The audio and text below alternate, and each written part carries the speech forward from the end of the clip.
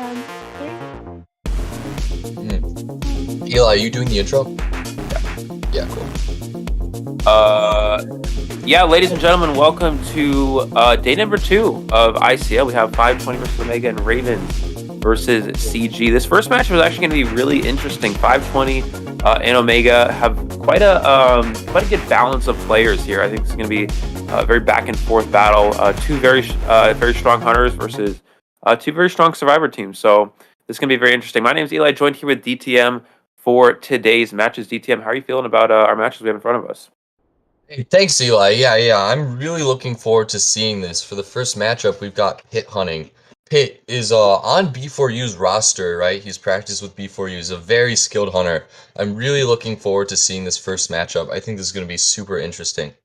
The first map we're seeing is also Chinatown, which is pretty interesting. We don't usually see Chinatown round 1, I don't think, at least not in NAU.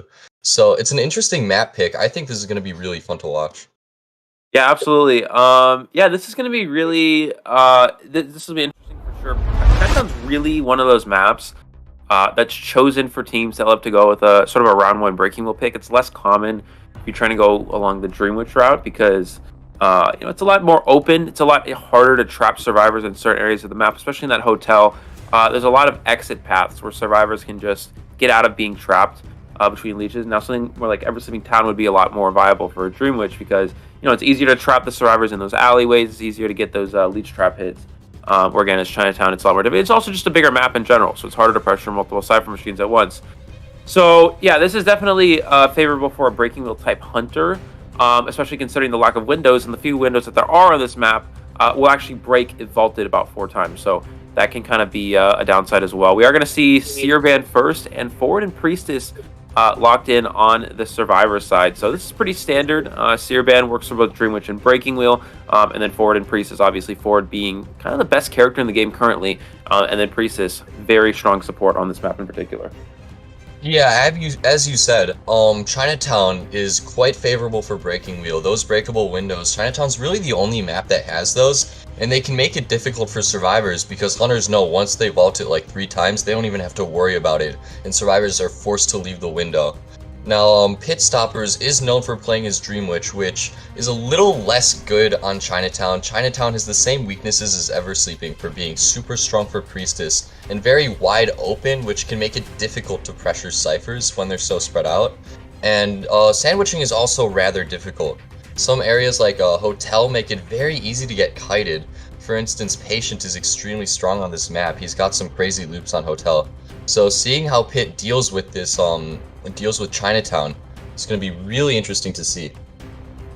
Yeah, we are going to see, Mercenary get locked in Psychologist, and actually, Little Girl is going to be banned next. So it's actually interesting why we didn't see this get locked in. Little Girl is typically a very strong character for going against Dreamwitch, and also against Breaking Wheel in general. We're actually going to see Embalmer as the last pick. This is actually, believe it or not, pretty standard for going against Dreamwitch. Embalmer is a very good character, especially on large maps against Dreamwitch. Essentially, how it plays out is Embalmer gets found first, they set up their coffin, they're able to kite away from it very easily because it's a Dreamwitch. So if you get patrolled, you take a hit, and you just run away from your coffin, and there's no risk of you going down quickly because it is a 2-hit hunter that relies on patroller. So then, if you die to the Dreamwitch, go to your coffin, the only thing that can catch up to you is the leech, and then you'll probably die to your leech because the leech is following you and the main body's still across the map. And then you die to your leech. The Dreamwitch misses out on injuring somebody when they go for a rescue, and it puts the survivors in a very strong position. We are going to see the Dreamwitch immediately go for the forward here. We've actually seen a lot of these Dreamwitch players go for chases on forward. Alex here has to make sure he doesn't fall into the leech here. Oh, Pit Stopper's a little bit of a misstep there. Vaulted too early, which means the spawn's going to walk around and back into him. And now he actually sees Embalmer changing targets to him. Embalmer rotating towards the hunter a little bit, but it's going to create some distance. You want to make sure you don't give away a free hit here, and does give away a free hit to the spawn follower, so not a good start here, unfortunately, for 520. Yeah, Embalmer is a better chase target than Forward just because he can't really kite by himself.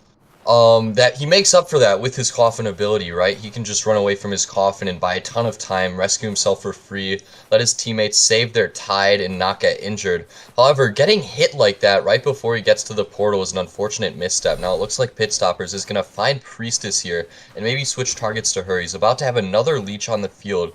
So, I mean, Priestess kind of rotating into a weird 2-pout area. She has another portal. and Pit Stoppers isn't able to get the hit, so now he's going to have to reset his spawn and continuing following her. Forward is going to give up a free hit there, which is fine because now he can decode in peace.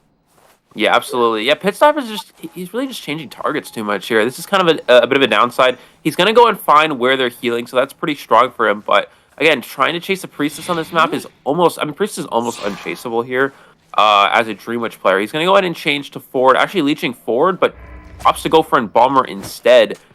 This doesn't really work because if you kill Embalmer, you put him on chair, he just coffins and there's no leech to follow him, so he gets it away for free.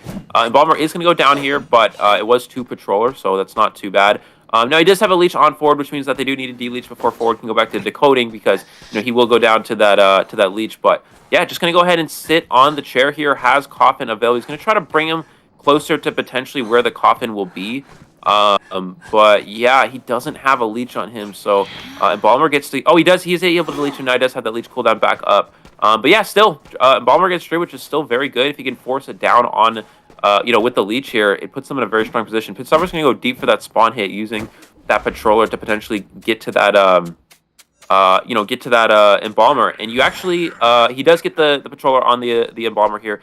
The best bet for the survivors, try to die to your leech here if possible, but it's going to be very difficult because there's not a lot of options to interact with objects here to cancel that Patroller bite. Yeah, this does work out for Pit, being able to leech Embalmer and then set up that hit. Embalmer doesn't actually drop down, which would have been much better because then he would have been forced to be hit with the leech if he had dropped down earlier. Going down to the spawn lets Pit Stoppers save that leech, and now he can just pop it on that Merc, right? And now he can interrupt decoding. So Pit Stoppers, even with that misstep in the early game, now he's actually getting a lot of momentum here. Able to chair Embalmer for the second time. Embalmer didn't really get much value out of that coffin, wasn't able to force a leech hit or even rebound very long. And he's still getting chaired near middle, near a few ciphers. Pit's actually able to pressure ciphers here pretty well. Yeah, he's going to chair back towards middle again. You really see the downside of dying, middle map against a Dream Witch. We're going to see Mercenary potentially come in for this next rescue, going for that elbow pad, pushing for that middle rescue here. It's still not a bad position for the survivors. And again, it really goes to show why Embalmer is a good draw survivor, even against a Dream Witch. We are going to see probably Ford get a leech here because, Ford does have crows actually. He's going to come in for this rescue, another leech coming into play. Has a perfume, and he's going to go ahead and take that hit. No, he gets Terror Shock! Gets the Terror Shock on the chair, and just like that, that gives a winning position here for the Omega Hunter. Wow, if he gets that rescue off with that perfume back, that could have been a very good position for the survivors. But just like that, with 2 leeches in play, this looks like a potential winning position for this Dream Witch.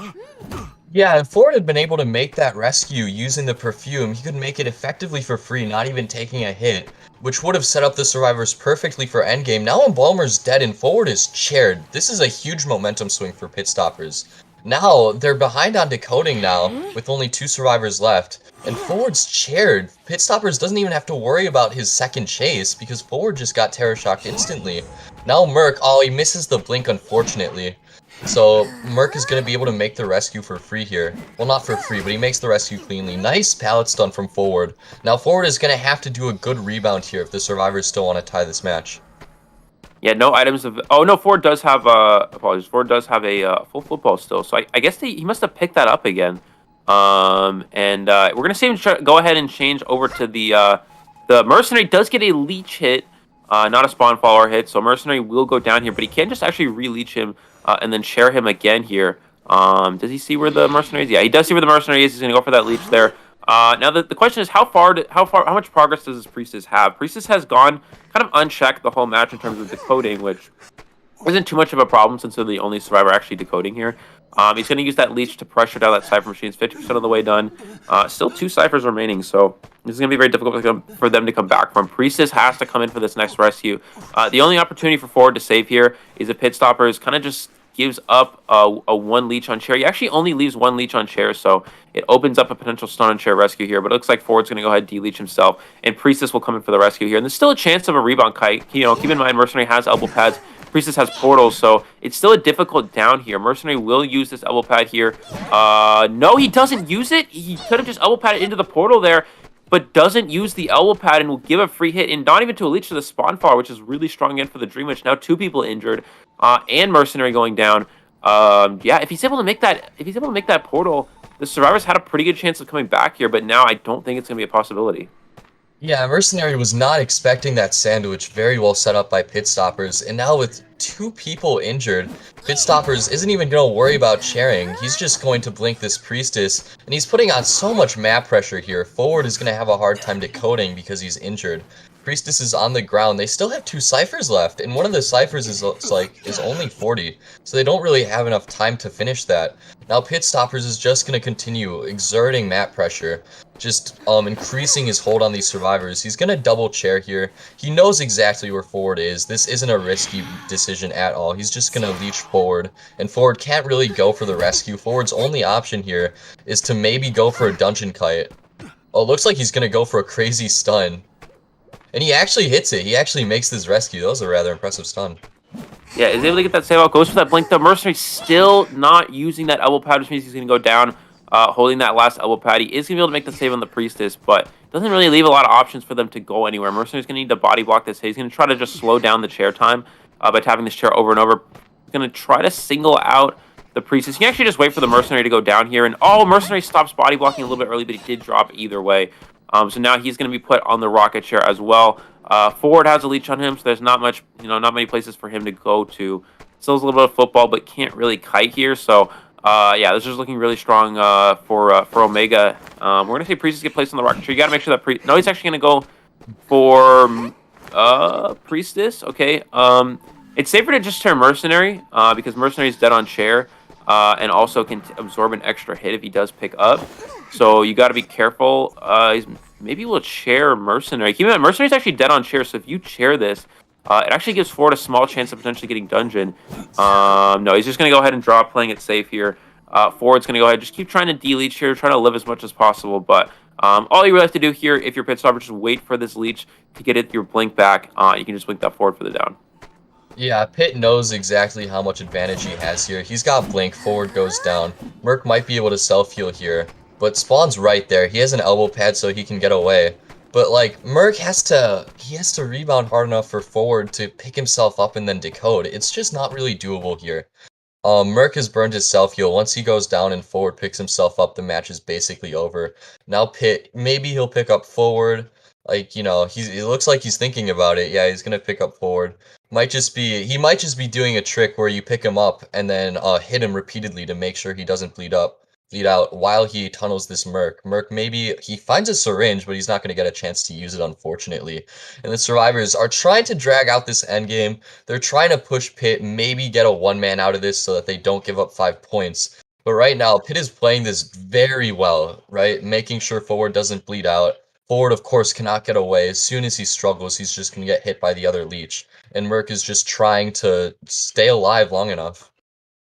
Yeah, Mercer just staying alive in this area. Does take that leech hit, so Forward's going to struggle right as he gets hit. Can he get away? No, he's not going to be able to get away here. And Forward will be placed on the chair. Mercenary, I believe, does not have any more self-heal. So yeah, this should be 4 survivors eliminated here. 4 stars eliminated here for Omega, which means they're going to have a 5-point lead going to the second half of this first round. So again, Dream Witch on this map, really not too strong in general, but it just goes to show how strong of a character Dream Witch is. And it's really the reason why this has been the most commonly selected round 1 character. We see it in Japan, we see it in IVL China. It's just such an excellent character overall. For securing the most amount of kills. It's right now the strongest hunter in the game.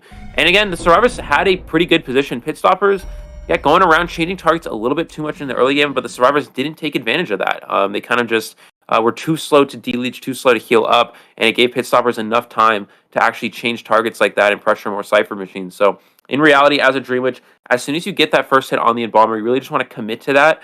Try to get a leech on that Embalmer, try to get it down on that Embalmer with the Patroller.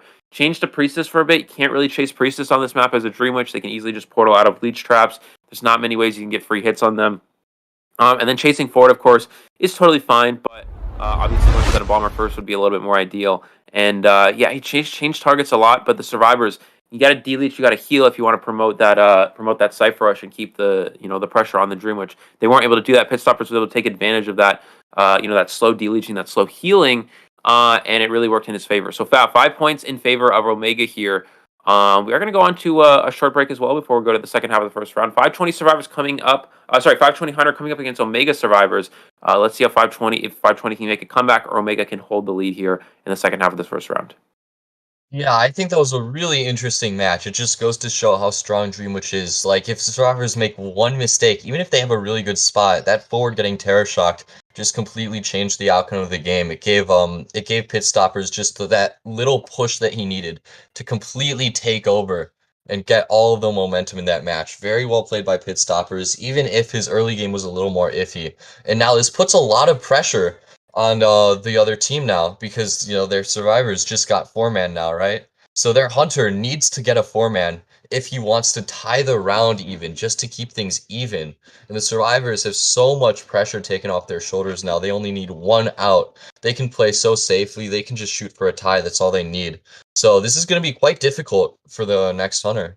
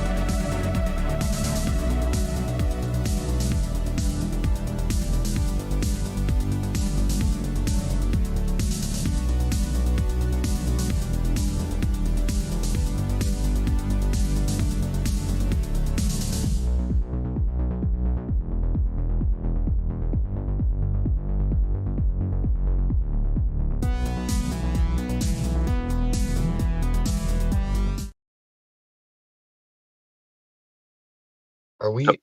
we? Yeah. Go for Hello it. and welcome back to ICL Day 2. We've got the second half of the first round of Omega versus 520. Now in the first round we saw Omega's Hunter get a 4-man with that Chinatown Dream Witch. Now the pressure is on 520 to come back and let's see what they can do. Here I have Eli O with me. Eli, what do you think about this? Yeah, so we're gonna see whale hunting here for 520, and yeah, there's a lot of pressure to try to come back here. This round one Chinatown, I don't actually know who selected this first round, but actually we can probably just check that right now. Maybe not. Yeah, I don't know. Anyways, but yeah, yeah, a lot of pressure to come back here. I mean, this map still can benefit Whale pretty well. I believe Whale plays Dream Witch and Breaking Whale, so kind of an option to go for both of those routes here.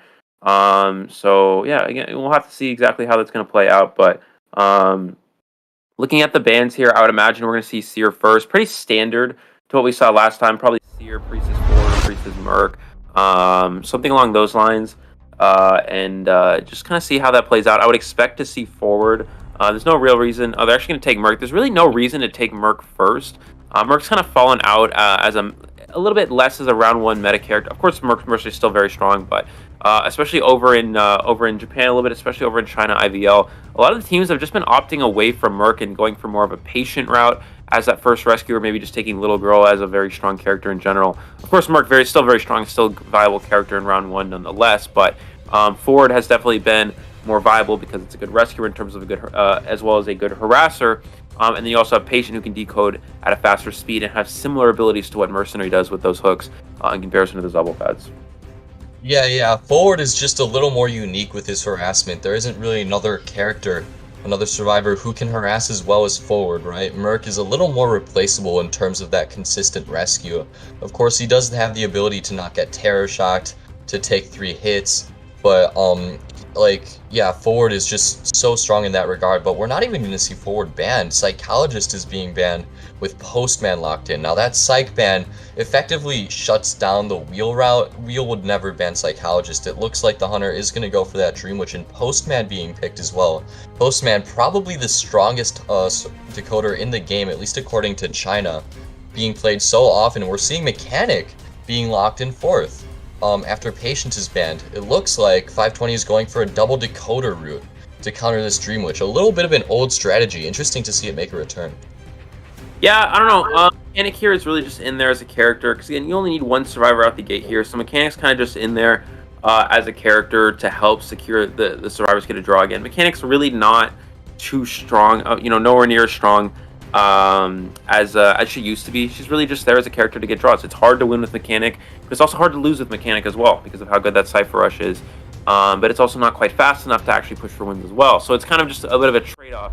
Mechanic's just a very good tie survivor. And that's exactly what the survivors need to see here, is just go for that tie. Now, the biggest downside is Mechanics found early. It can be a very quick down for a Breaking Wheel player, especially if you're able to locate the bot. We're going to see him spawn over near this middle tree area, heading towards the left area. Sees Mercenary, not something worth chasing. Going to go head towards Tunnel as well. He's actually had to turn around and go back for the Mercenary. 2 survivors actually spawned back near Tunnel, so I'm surprised Whale doesn't continue in that direction. Does catch sight of the bot. He will probably go out and chase the bot. I believe he's got a spike on it as well, so does miss that trap there. Can he get the mind game on this pod? Does get the bot down early, which is very good. Mercenary running around, actually not decoding currently, so the Cypher Rush can be slowed down significantly. And 2 survivors, D-Team, are rotating through Hotel, which means there are 3 survivors just not decoding at all.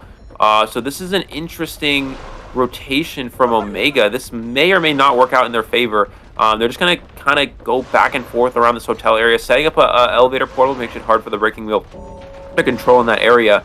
But does catch sight of Priestess and the Mechanic as well, and he's able to get an early spike on the Mechanic too. So this is looking pretty decent for Whale so far.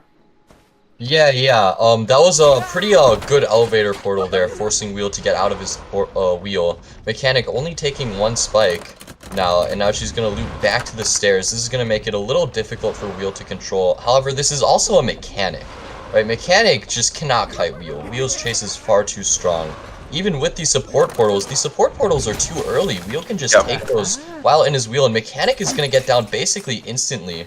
She puts out her bot. Oh, very good dead hard, and this actually might let Mechanic make enough distance.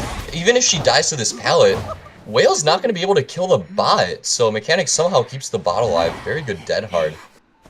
Yeah, very good ability there. Let's see if there's actually a chair back. Oh, he actually still can kill the bot with this chair being here. This is a pretty good chair spawn here for Whale. Able to down the bot, reach full presence. Whale actually has abnormal, so this is really kind of a do or die 4K strategy.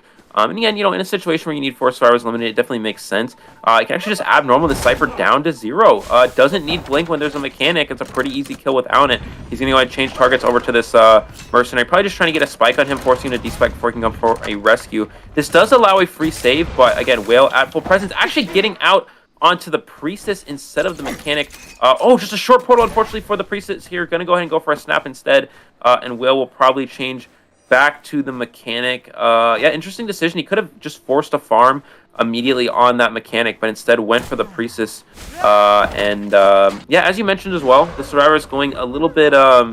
they're going for those portals a little early. Again, as a going against the Breaking Wheel, you want to try to loop the Breaking Wheel as much as possible, try to avoid getting spiked, and then once you get those spikes where they can actually down you, then you go through the portal. But they were going through that a little bit early, so a few little missteps there. Causes a quick down. Does miss that spike on the Mechanic. Maybe Mechanic potentially kite this here. Kind of going for a weak pallet, though. Whale can easily just put a trap towards this pallet, get the down on the Mechanic. 2 Cypher machines remaining, so the Survivors have pretty decent Cypher progress, but Abnormal will be back online in about 20 seconds for Whale here. So it's not a bad position for the Survivors. Mercenary can still come in for a tide turner rescue. But it's still looking like it's not going to be a win on the Survivor side, most likely drawn in this position. Yeah, even with that start, with Whale being able to abnormal Cypher down to 0, Whale just didn't play that camp well enough. She didn't down Priestess, she only snapped her even though she hit a trap. And then Mechanic rebounded far too long, and here we see Whale potentially overextending here, giving Mechanic a free rescue. I mean, even though the tide's not really going to benefit that much, Whale's going to have to spend so much time looking for Mechanic. This is going to take way too long. She might not even find Mechanic. She might just switch targets entirely at this point. She might not have another option right now because, like, 2 Cyphers left. If Whale wants to get more value out of her abnormal, she needs to focus on pressuring Cyphers. And unfortunately, even though Mechanic is dead on chair, Whale cannot afford to go for her. Right now, this Cypher is 60. If Whale wastes time looking for Mechanic, it's going to get popped. Whale needs to abnormal it. So now Mechanic's basically gone, probably going to get healed soon, and Whale kind of in a situation where there are 4 survivors alive, her tunnel target is just disappeared. Whale going to keep looking for her. If she can find Mechanic before she gets healed, and then down her quickly, Whale still has a tie here, potentially. Mechanic's in the corner. He does spot out she just spotted the Mechanic. Wow, that's a really good find here. Has full presence available. Just wait for that full presence. Get out right here. Can actually flywheel the full presence. Will Jojo time it? Does time it properly, but no place to really kite at. Goes for the... Oh, misses the trap! He missed the free trap at the window, and now this allows Mechanic to potentially kite here a little bit until the Cypher might be primed. Missing a second trap as well, so 2 big missteps here for Whale. This gives the Survivors a great opportunity to come back 60% on that last Cypher machine. It is Mercenary decoding. You know, not Priestess. Priestess is going to come and try to body block as well.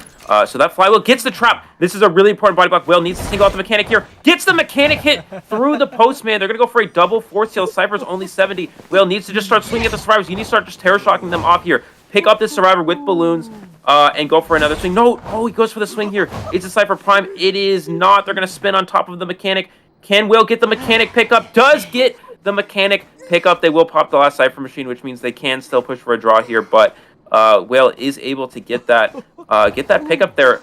And yeah, we're pushing to an endgame scenario here. Does have peepers available.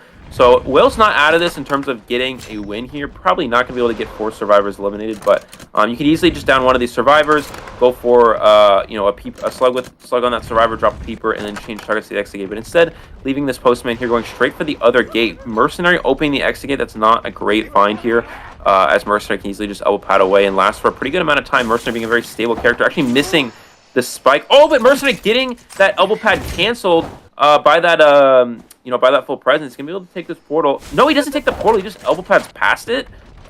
So maybe Mercenary just didn't see it. I'm not really sure what happened there, but he's actually gonna go back to the other exit gate. Postman has the gate open, so he needs to single out one of these survivors and down them. Whale getting out, forcing out the postman. But he's Yeah, going if to be Whale's able to not get out. connecting, this could be a three-man escape. Whale needs to go back for Mercenary. Unfortunately, Mercenary knows where Dungeon is, it looks like, but neither of them are going for it. Proud's going back to the gate, but he might not get there in time. Proud is half health. He's a priestess, but Whale can just spike him twice. We'll see if Whale can get him down. Whale might still be able to get a tie here. Dungeon's in the area, but Proud also doesn't really have any good portal spots. All Whale has to do is hit a trap here. Proud not going to go into the pallet smartly. It comes down to another 2-pallet area. Whale needs to hit this trap, otherwise Proud might be able to get to Dungeon. Oh, Portal's through. And yeah, yeah. this is looking pretty difficult for Proud. Maybe if he can juke like 2 or 3 hits in a row, he can get it. No, Whale hits the trap, and it's going to be a tie. Whale actually manages to tie. Well played to Yep. the survivor, securing a tie in that matchup. Yeah, unfortunately, a little bit. Yeah, not too strong of a portal there. Unfortunately, yeah, in that situation, it's really tough for a priestess. I mean, maybe your best bet is to portal the long building, and then try to loop around, try to mind game the hunter. I guess. You just don't have a lot of options to work with there. Going for a portal through that little wall isn't going to do anything. The breaking wheel can easily just break it, and you're still trapped in that same area. So, but yeah, still able to get a draw here. They got the bare minimum. They got the draw that they needed. Yeah, as you mentioned, Whale just playing a little over aggressive. I think Whale actually missed a snap on the priestess as well, over near the hotel area. I wasn't actually sure what happened there. I looked away for like 1 second, and I saw him snap, and priestess didn't die to it. So I'm not actually sure what happened. I'll have to go back and look at that. But yeah, so Whale only able to secure a draw here. Again, mechanic, it's really difficult to secure a win against a mechanic, especially just any character in general. Mechanic Cypher Rush is just very fast. I guess maybe the best option for Whale there might have been Dream Witch, but they did go Psychologist, Priestess, or sorry, Postman. No, they went Postman. They didn't even go Psychologist. Psychologist was banned. So yeah, I guess Whale could have gone Dream Witch. So I think that would have been stronger, especially in a situation you need 4 survivors eliminated. But yeah, tried the breaking wheel, didn't work out here. But 520 going down to Omega here in round number 1, 7-2 in favor of Omega. So yeah, pretty good battle here so far, and Omega will be starting out on top. Yeah, I don't actually disagree with Whale going a wheel. Whale used a really interesting strategy that I've never seen before. What Whale did was she banned Psychologist, which made the survivors lock in Mechanic Postman, double decoder, in preparation for a Dream Witch, and then played Wheel with a normal, making the survivors play double decoder, which is normally an awful comp against Wheel, which gives Whale the opportunity to use Abnormal because she doesn't need Blink to tunnel either Mechanic or Postman. I've never actually seen a Wheel ban Psychologist to basically fake a Dream Witch round 1, which is really interesting, and unfortunately it didn't work out for Whale, which is unfortunate. It's a really cool strategy. I wish it had worked better, but the survivors just played too well, managed to secure a draw against a very strong Dream Witch player, so well played to Omega there. We're going to be going into a short couple minute break here. We'll be back with the second half, or the first half of the second round, in a moment.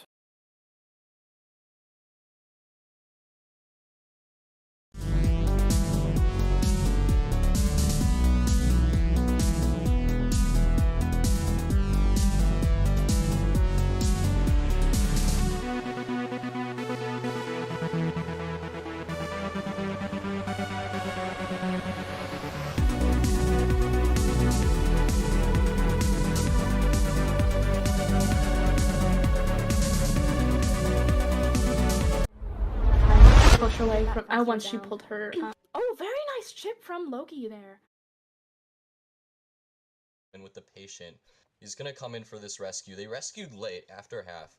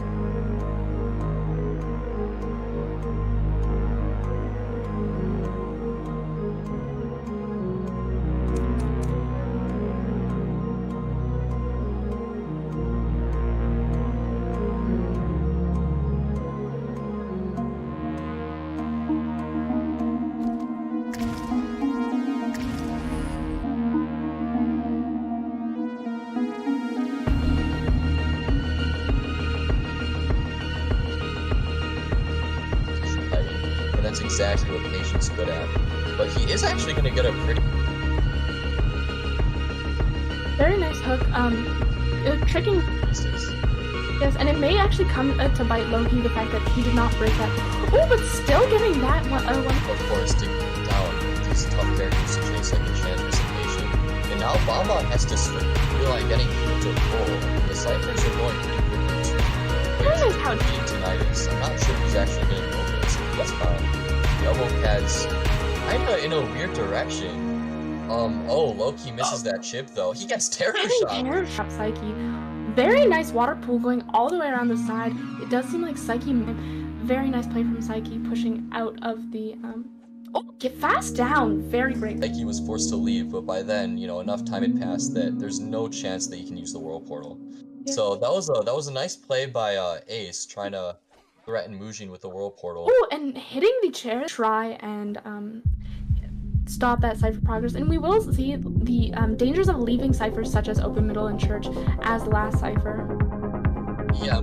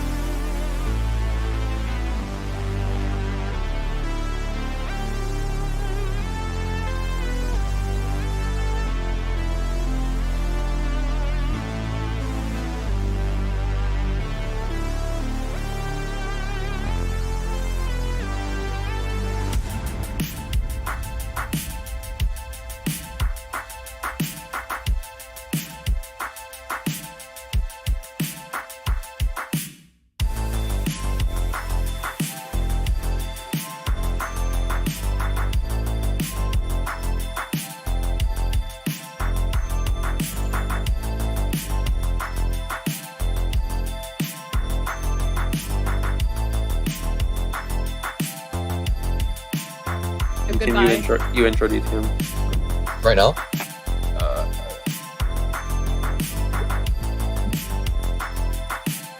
Hello everyone and welcome back to day 2 of ICL here. We have the second round just starting now. Now in round 1, OM took a 7-2 lead against 520. Pitstoppers really showing just how skilled he is with his Dream Witch, getting a 4 kill. And then OM's survivors managing to get a draw to bring out that round to a win. Now round 2, the pressure is on 520 to make a comeback.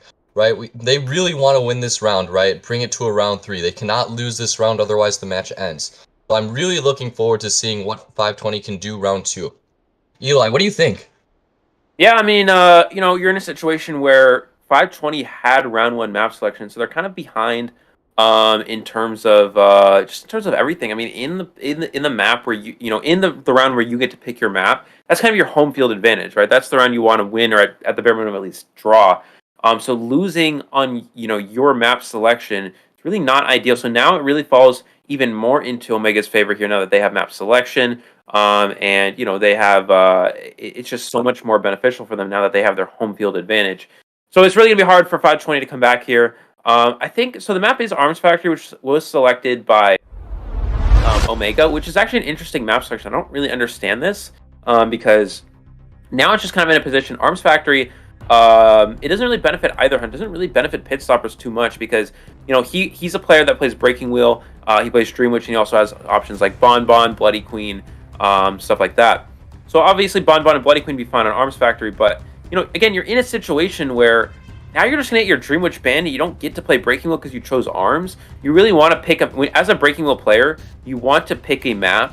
You want to pick a map that's good for both Breaking Wheel and Dream Witch, so if they ban one, you can just play the other. So I'm not really understanding the logic here for this pick for Pitstoppers, but maybe he's just trying to play a draw hunter like Bonbon and Bloody Queen, get a draw and just rely on the survivors to try to win, just secure a win here and get the win that way. I don't know. Again, I'm not really sure on the main idea behind the strategy, but we'll have to see. Looking into our first characters here, it looks like Seer and Ford are banned here, which this indicates again towards Bloody Queen, towards Bonbon, Mercenary and Acrobat getting locked in, and Psychologist as the next ban, which heavily indicates towards that Bloody Queen. So I imagine that's probably going to be what we're seeing if he is banning that Psychologist. Yeah, BQ very strong hunter round 2. Round 2 Arms, you can't play Dream Witch or Wheel. Dream Witch gets banned and Wheel is just so weak on Arms Factory. So this tends to be a map where BQ comes out a lot, right? Maybe other hunters like Geisha or Bonbon, but BQ mostly very prevalent on Arms Factory. So we're going to see these bans, Seer, Forward, Psychologist, all hunters that give BQ a pretty hard time. BQ still does struggle with chasing Acrobat. We see a Gravekeeper as well. Gravekeeper can be good against BQ. He's a little difficult to chase. If he gets his shovels off, he becomes like a 4-hit survivor, which is pretty annoying. However, he does get to ban Patient, which is quite strong for Pitstoppers. Patient, very difficult for BQ to chase. She just can't mirror a Patient while his hook is up. She has to wait for him to use the hook. Patient can get really long kites. But we're seeing a Magician and a Bonbon lock, which is very interesting. Pitstoppers not going for the expected BQ, a Bonbon instead. Well, he kind of has to go Bonbon here because of the comp. I mean, this comp is really difficult for a Bloody Queen, obviously. Acrobat, character that can kite up Bloody Queen mirrors by using those balls to create distance between the mirror and the Acrobat. A Magician can illusion those mirrors. It's just, you don't really have, against this comp, you just can't play Bloody Queen into this. Pitstoppers, I mean, banning Psychologist is nice. Obviously, I believe he wanted to play that, that Bloody Queen here, but you just can't play it into this comp. The survivors are able to get a good comp off of these bans, and he's forced into playing Bonbon, which it's not as ideal here. He's going to go ahead and look towards middle here. This is the location of the Mercenary. So look at this rotation from 520. This is beautiful. Pitstoppers did not opt to check out that those pallets behind Shack. A lot of hunters would opt to check that out there, but Pitstoppers going a little bit of impatience here may cost him some rotation, and now he's forced to chase in Factory, which is really not a great place to chase survivors, and does land an early chip there. Magician also opting not to use the God palette, which I'm surprised we didn't see that come out here, but he is into Factory here. It still has 3 illusions available, so pretty interesting interesting kiting. Oh, he's going to illusion in the doorway. It's going to just get popped by the bomb anyways, though. I think we've been struggling to just go back to that palette. Yeah, that was a really great rotation by the survivors, but Magician is getting hit by 2 chips here. Even though he has a really strong area like Factory to work with, Pit is just gonna blink on Magician, and Magician's cooldown isn't up yet. He goes down very early. And now Pit Stoppers, despite getting rotated very hard, he ended that first chase very early, and now he has Bonbon Camp to work with. This is actually going to be difficult for the survivors. Well, they have to decide now, do they want to rescue early? Do they want to rescue at all? I mean, Bonbon can be very difficult. If Merc gets double hit and they rescue too early, they're setting themselves up for a loss rather than a draw. So the survivors have to play this quite delicately. Yeah, I mean it's interesting. If early chip onto the Mercenary. Yeah, Mercenary revealing themselves too early as well. You can't really reveal yourself early against the Bonbon because it plays right into that control bomb getting a free chip on you. So misstep here. Oh, we're gonna see them go for the rescue anyway. So yeah, a little bit misstep there from the Mercenary. Gonna take another chip here. Mercenary still trying to make this rescue, and can. Oh, he could have just gone for it. He could have just gone for the rescue there. Didn't go for it here. Pitstoppers goes for the swing early, and he hits the chair. Wow, what a rescue from the Mercenary. Pitstoppers again getting a little impatient, costing him a free save here. And now here comes the Magician potentially for a rebound kite. He needs to try to use this illusion. Does get the illusion off and can make it to the God Palette DTM. This gives him a chance to rebound with no blink available. Still has, I believe, broken window speed boost here. I don't think you go flywheel against the Bonbon. And he's going to go ahead and take this first chip here. Does go down to the control bomb. And he will be sent back to the chair for the second time. But that rescue does give the survivors an opportunity to potentially still draw out this round. Yeah, despite the fact that Magician wasn't really able to rebound, even getting to God Palette, the fact that Merc made that rescue at all is borderline, honestly, miraculous, especially given the fact that Merc didn't even get doubled down. Hitting that chair there is so unfortunate for Pit. He loses a ton of momentum here. Merc being up, able to decode, just puts a lot of pressure on Pit Stoppers. And now getting a 3-man is going to be much more difficult than it would have been earlier. If he had stuffed that rescue, which was very possible, he would have been looking at a pretty decent chance at a 4-man. And now this is looking like a tie now. He has no one to chase here. He's kind of looking around in a corner of the map, but he can't find anyone. All the survivors have healed up as well. And his chase targets here are an Acrobat with 4 bombs, a Mercenary, and a Gravekeeper. There really aren't any good chases here. Finds Merc early and chips him, but you have to consider, do you really want to chase this Merc, who has Iron Will and has a long chair time? It's quite difficult. Does see the Gravekeeper here. It's actually interesting that Mercenary doesn't have Palette Boost. We've actually seen a lot of Mercenaries start to bring Palette Boost, especially in the Japan server. That's actually been very common, I believe. And it's very good against Bonbon because, you don't play into... we're going to see him probably just go for a blink here. Maybe try to get a chip and then go for the blink here. And excellent dodges from the Gravekeeper. He's actually going to be able to get a hit here. But yeah, Gravekeeper not giving a single chip up there, not even with the shovel either. Forced the control bomb to be the one that chipped him out. So excellent job from the Gravekeeper. Let's see what Mercenary is able to do here. Again, Mercenary needs to avoid giving up these bomb hits too early. Gonna go around this Cypher Machine, 90% of the way done on this middle. And we're gonna see Acrobat try to pressure here. Acrobat actually distracts the Bonbon from middle. This is actually a good play. This draws him away from that middle Cypher. It allows Mercenary to go back to decoding it. Pitstoppers again turning back to Mercenary. And if Mercenary has Palette Boost, you can vault that pallet and just transition so far away, and Bonbon can never really catch up to you. So, again, it's really why you see a lot of Mercenaries bring Palette Boost, especially against a Bonbon, because it's a character that will sometimes commit to Mercenary later in the game, like we see in this instance. We're going to see him go for the Gravekeeper instead here. Still has Blink available, so Gravekeeper doing an excellent job, not giving up any chip hits at all. He's able to dodge every single one so far, DTM. This is really strong. You have to be careful of Blink, though. And does get hit by that control bomb. You want to shovel right now so you don't get blinked.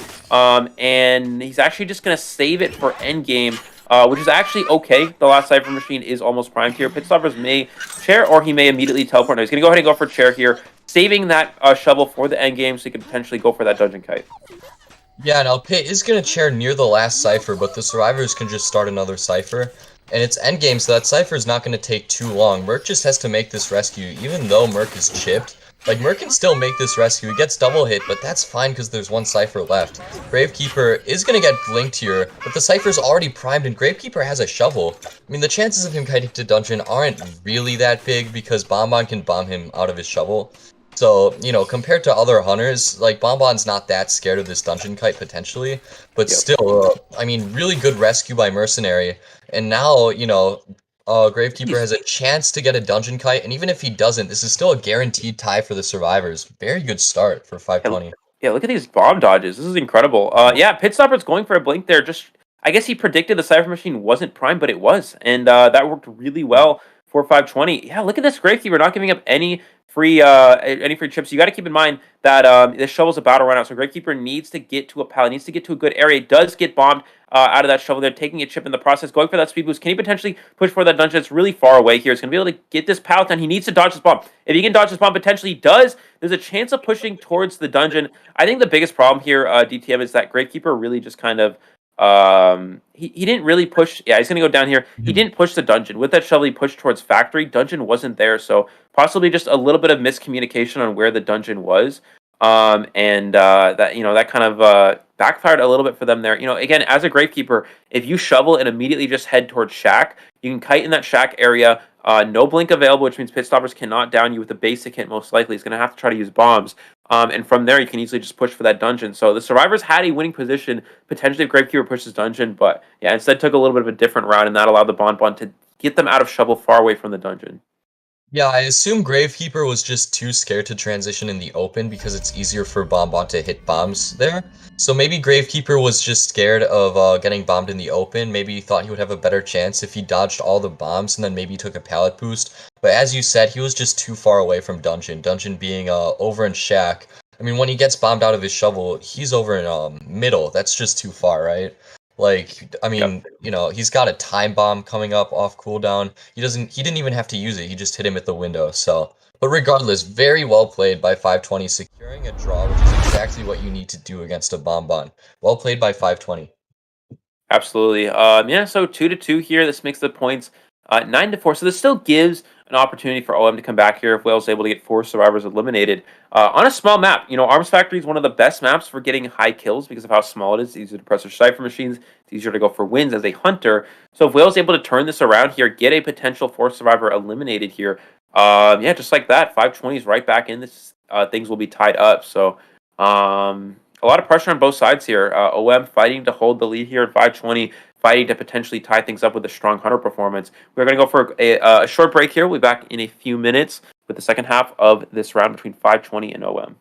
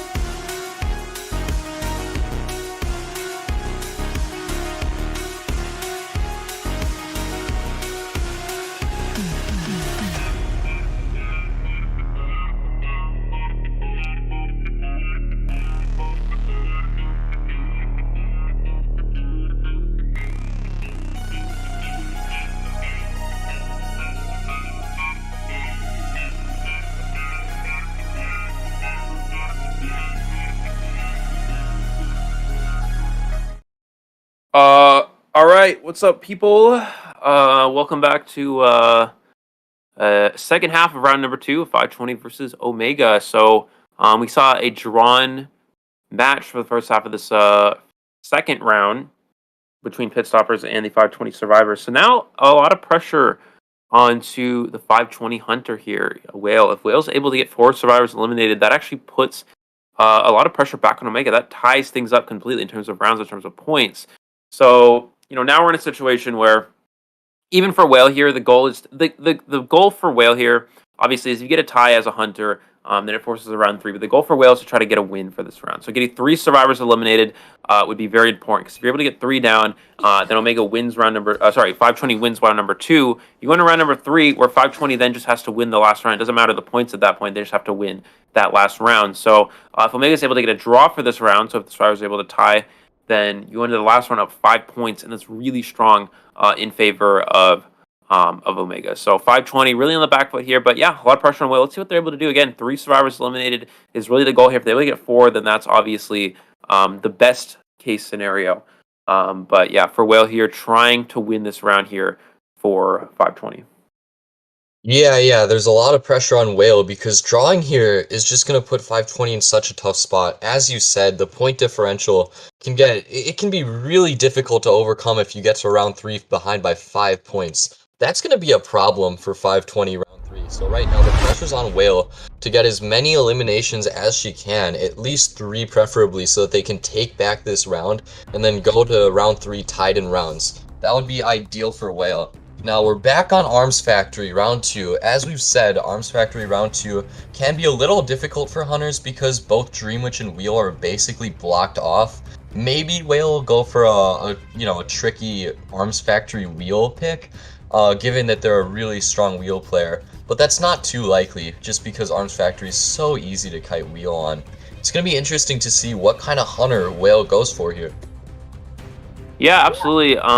It's again a bit of a tough situation. Arms Factory. Well, again, it didn't make too much sense for Pit Stoppers Hunters. It does kind of help the Survivors.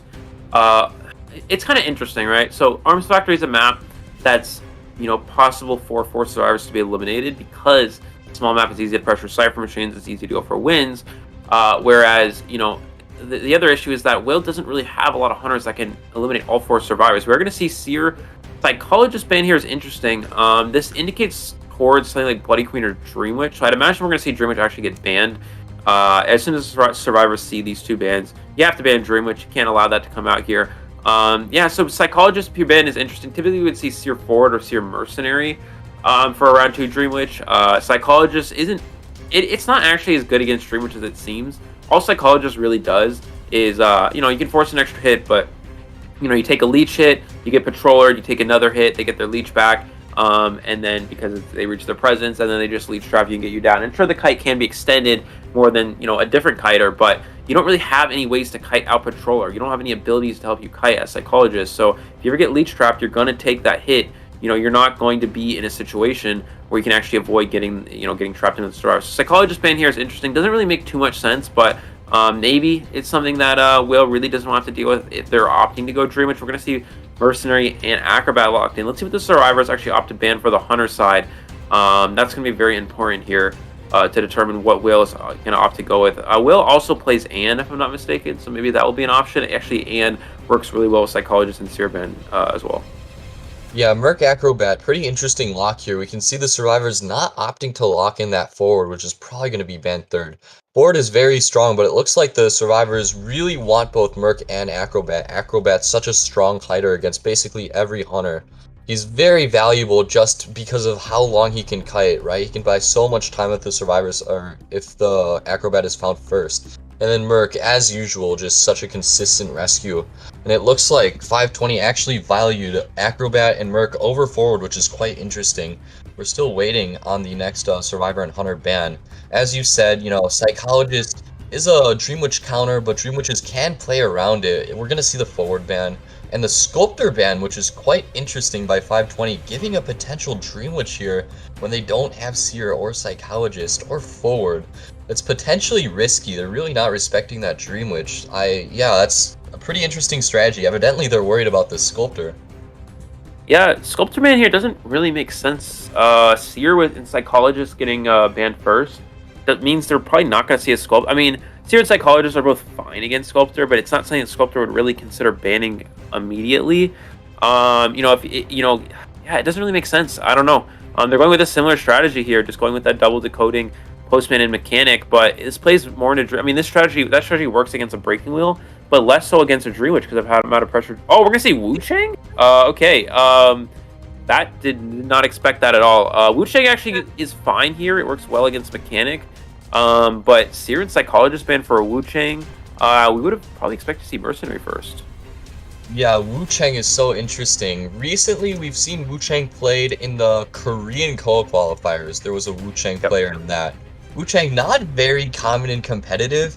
He's got very strong map pressure, but he's also got a pretty terrible early game.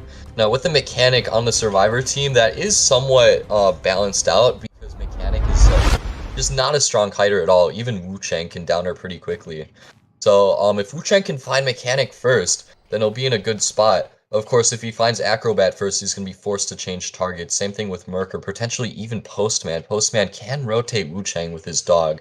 So it's going to come down to how fast Wu Chang can get an early down. If Wu Chang can get a quick down here, he's going to be put in a very good spot. Kind of umbrellas to a Cypher, but not really close to any survivors. He's getting rotated very hard right now. Yeah, interesting choice to just blind teleport there. Didn't really work out. So interesting choice from Whale to do that. It's going to go ahead and go for Postman. This is not the best find. Postman goes for an early dog here. That's a pretty easy dodge for the Wu Chang. He does get it back pretty shortly. He's going to go ahead and throw this pallet down.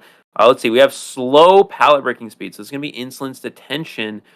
Probably with Blink as well. Going for this umbrella here. Trying to trap in. Goes for that vault here. It does get the vault off.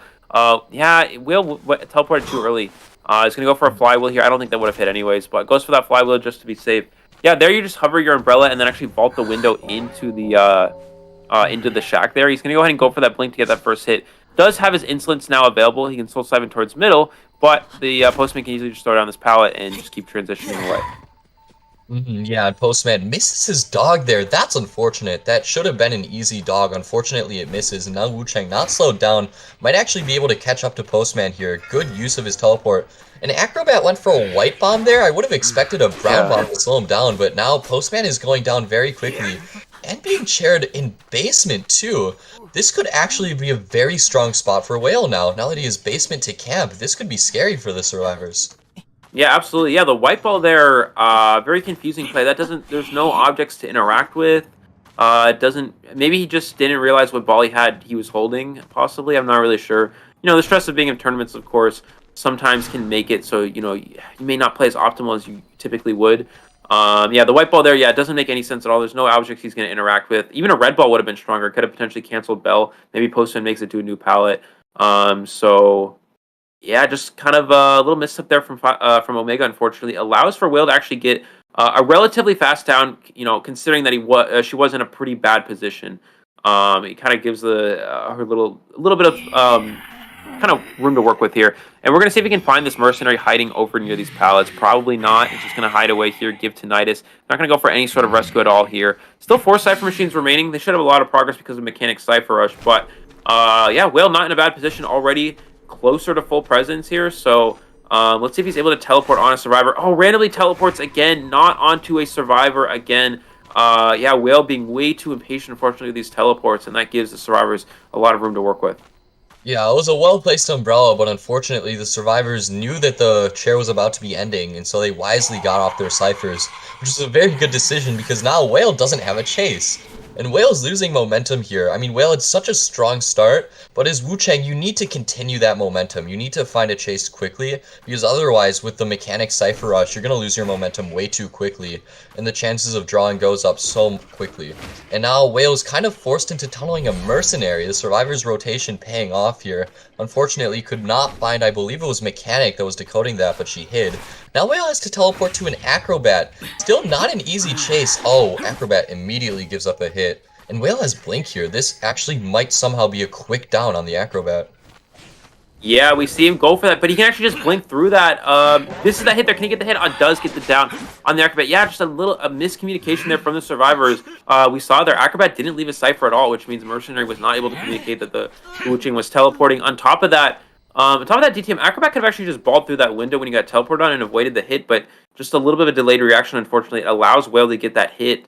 And then just go for an immediate blink. So just like that, Will back into a pretty good position here. Mercenary still has Tide Turner, so can come in for this rescue. But as soon as Mercenary gets to that halfway mark on terms of his health, Mechanic Cypher is going to be slowed down significantly. Goes for that bell here. That allows him to walk through the pallet. Gets the double down on the Mercenary. That's really big here. I don't know if they're going to have enough Cyphers to work with.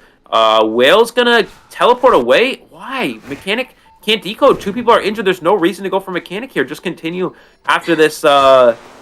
just continue. Goes for the flywheel, but can't flywheel there. You're still going to get hit, so a little bit of a wasted flywheel. But yeah, there's no reason to leave Mechanic there. Acrobat has a Cypher Machine at deep sandbags here. That's one that they want to finish. I guess you can down Mechanic and put him in basement. It's not too bad, but with 2 people injured, Mechanic couldn't decode anyway, so you might as well just continue after that Acrobat and continue to chair him on that deep sandbag Cypher.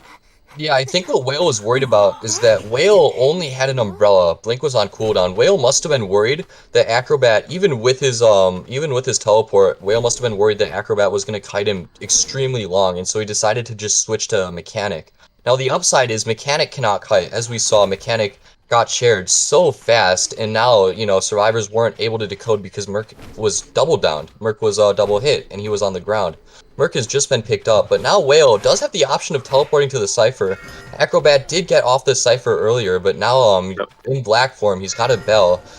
Misses the bell, unfortunately, and Acrobat gets the ground bomb, or the mud bomb off, and now Whale's actually going to get kited by this Acrobat with Mechanic being rescued.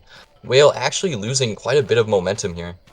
Yeah, I think Whale should have just camped that. I mean, they have to do one of those Cyphers anyway. Whale should have simply just camp that Cypher Machine, double down the Mercenary again.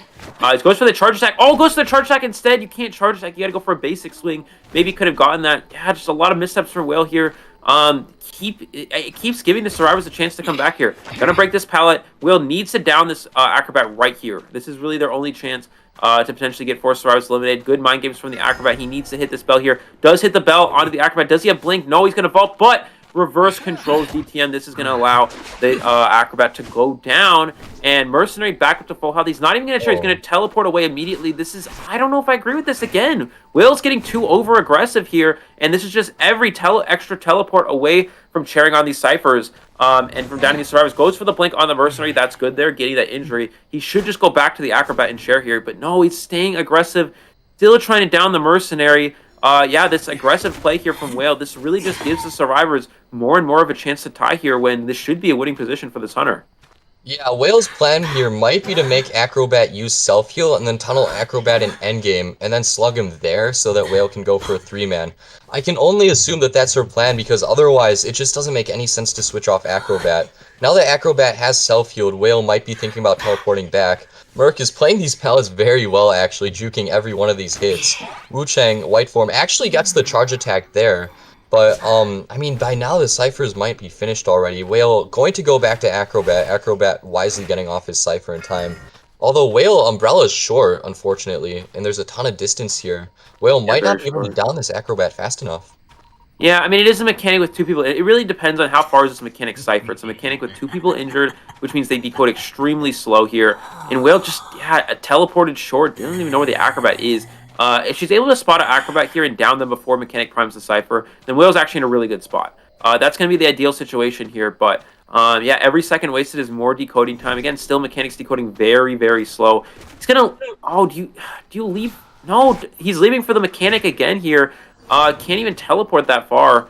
So he's just gonna go for the Mechanic. Mechanic has some pallets to work with and a window. Actually has an elbow pad, but no, he elbow pad wall in Soul Side, which means Will can just charge attack at this pallet. Can he get the down on the Mechanic? No, he swings too short there. Goes for that long swing. Mechanic gets to the side there, and yeah, this is probably gonna be drawn now. The over aggressive gameplay again from Will, just giving the survivors a chance to come back and tie. Yeah, again, you don't have to chase Mechanic. Mechanic's the character you want to leave alone. Let the Mechanic decode. Let the Mechanic, just kind of waste time. Mechanic really decodes so slow with people injured. Leave the Mercenary on the ground. Just focus, prioritize downing the Acrobat. Acrobat's already been on chair once. If you get that Acrobat down, placed on chair again, it's a really good position. But yeah, it's just really tough now for Will here to try to win things. Yeah, Acrobat still has a bomb. He might get hit here. And the cipher actually isn't primed. The survivors are decoding 2 ciphers, but it's not finished. So maybe Whale can still pull a 3-man out of this. Of course, Acrobat doesn't have self-heal. Again, Whale might be trying to down Acrobat in endgame and then Slug. That's really, at this point, this is our only chance, honestly. The cipher is going to be primed even with Mechanic. But yeah, Whale just mid-gamed too inefficiently, unfortunately. Lost too much of the momentum that she gained from that early down. And too many survivors are up this late in the game, unfortunately. Uses her blink as well. Blinks on the Cypher's merge. not finished though, so it did work.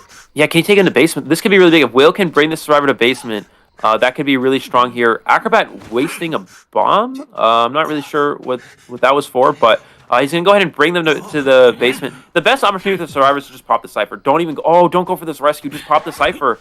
Push for the end game here. They're gonna pop it. After he gets hit, yeah, Mercenary, he can't make that rescue. It's a black form. The attack recovery is too quick. And this gives Whale the opening that Whale needs to try to come back here. He's going to down Acrobat in basement. You can share Acrobat here or just Slug. I don't believe Acrobat has self-heal anymore, right, if I'm not mistaken. So, yeah, you can easily just change targets. Does have Tinnitus here, but it's from the bot. I believe he does see the bot here. He's going to down the bot, and he knows where the Mechanic is. Mechanic's still holding the controller. He can just teleport onto the Mechanic, and Whale's going to be able to eliminate all 4 survivors, I believe, from this position. Yeah, that basement rescue was just such a questionable decision. Acrobat ended up getting stuffed. Whale doesn't even need to chair him because Whale knows that he has no self-heal. And able to find that bot too, which reveals the Mechanic's location. Whale has somehow gotten a 4-kill out of that position. That is actually unbelievable that Whale managed to get a 4-man elimination there. Well played to Whale. Yeah, I mean, such a difficult start. You know, it was a slow down. Did get basement, which made a draw situation, but the survivor cipher rush was just very far behind, and it really goes to show him Mechanic's really not utilized as much anymore. Mechanic has, you know, the bot doesn't decode as fast, so as soon as bot runs out, you know, it's Mechanic's useless. You decode so slow with people injured, and there's just so many back and forth little things that really just were not good for either side, but it ultimately worked out in Will's favor again. As a Wu Chang there, leave the Mechanic to decode. You don't have to go for Mechanic. You know that No Man's Cipher, as Will knows that the No Man's Land Cipher has just been started. You know, Mechanic had to do that entire cipher by themselves, with 2 people injured. So you don't need to go for Mechanic. It's going to take them a long time to prime. Don't actually know the exact amount of time for Mechanic to do a whole cipher machine with 2 people injured, but it's a long time. So you have a lot of time to work with. You can just leave the Mechanic to decode, Slug the Mercenary, and just chair the Acrobat. Acrobat's been on chair already. Put them on the rocket chair them on the last cipher machine, force them to keep going for rescues, and just keep slugging the Mercenary every time they come for that half health rescue. So, but yeah, Whale just a little over aggressive, but then 520. Omega getting even more aggressive. You don't have to rescue basement. Leave Mercenary to sit on chair. They have a long chair time. So, and with the bot feeding Tinnitus, the hunter's forced to stay at the chair, forced to stay in basement and just kind of camp things out there, while the survivors can just open the exit gate and potentially get 1 or 2 survivors out. So as soon as you go for that rescue with not having the self-heal, as you mentioned, that puts a situation where you can easily just get a 4-person elimination. The bare minimum for Omega is get 1 survivor out. Get 1 survivor out. Sure, you lose the round, but you're still leading on points. You're still leading going into the last round. But if you don't go for that rescue, you have Acrobat go to 1 gate, you have Mechanic go to the other. They can get 1 survivor out, one of the other gates. But no, going for that rescue, it worked right into Whale's favor here. And Whale able to get 4 survivors eliminated. And we're completely tied up after the second round. Yeah, that was so strange. I'm also kind of confused by Mechanic's decision to kind of leave the bot in the open. I mean, Mechanic wanted the bot to feed Tinnitus, but if they had bot on the gate, then they could have had that gate open without risking anyone. The survivors can just kind of hide in the middle, right, not get found while Merc bleeds out on the chair, and bot opens the gate. Unfortunately, Omega just didn't respect Wu Chang's basement camp at all. Whale did a very good job using that bell to get Acrobat down near the stairs very far from the chair, or I think she used the bell after. But yeah, Whale able to just down Acrobat so far from the chair and then bell him after that he couldn't make the rescue. That was a questionable decision, not respecting the basement at all. And unfortunately now, the rounds are completely tied up, I believe, 2-7, 7-2. So yeah, well played by Whale. Really putting on A good show for us with Wu Chang. That blink play at the end to get the basement was very good, I will say. That was good game sense by Whale, knowing that they needed to get that basement to bring the match back. Yeah. So yeah, for those of you who are wondering, it's second half of round 2. So it's 7-2, 7-2. So we just finished round 2. So we're going into round number 3 now. Yeah, things are completely tied up between these two teams. So that was round 2, second half. So yeah, we'll see how this goes here. For future matches, we're gonna take less breaks in between rounds, but we are gonna go for a break right now because it is going to round 3. So this might hopefully this won't take too long, but we have to do the next map selection, and then we will have the last round for you guys in a few minutes. So stick with us. We'll be back in a few minutes.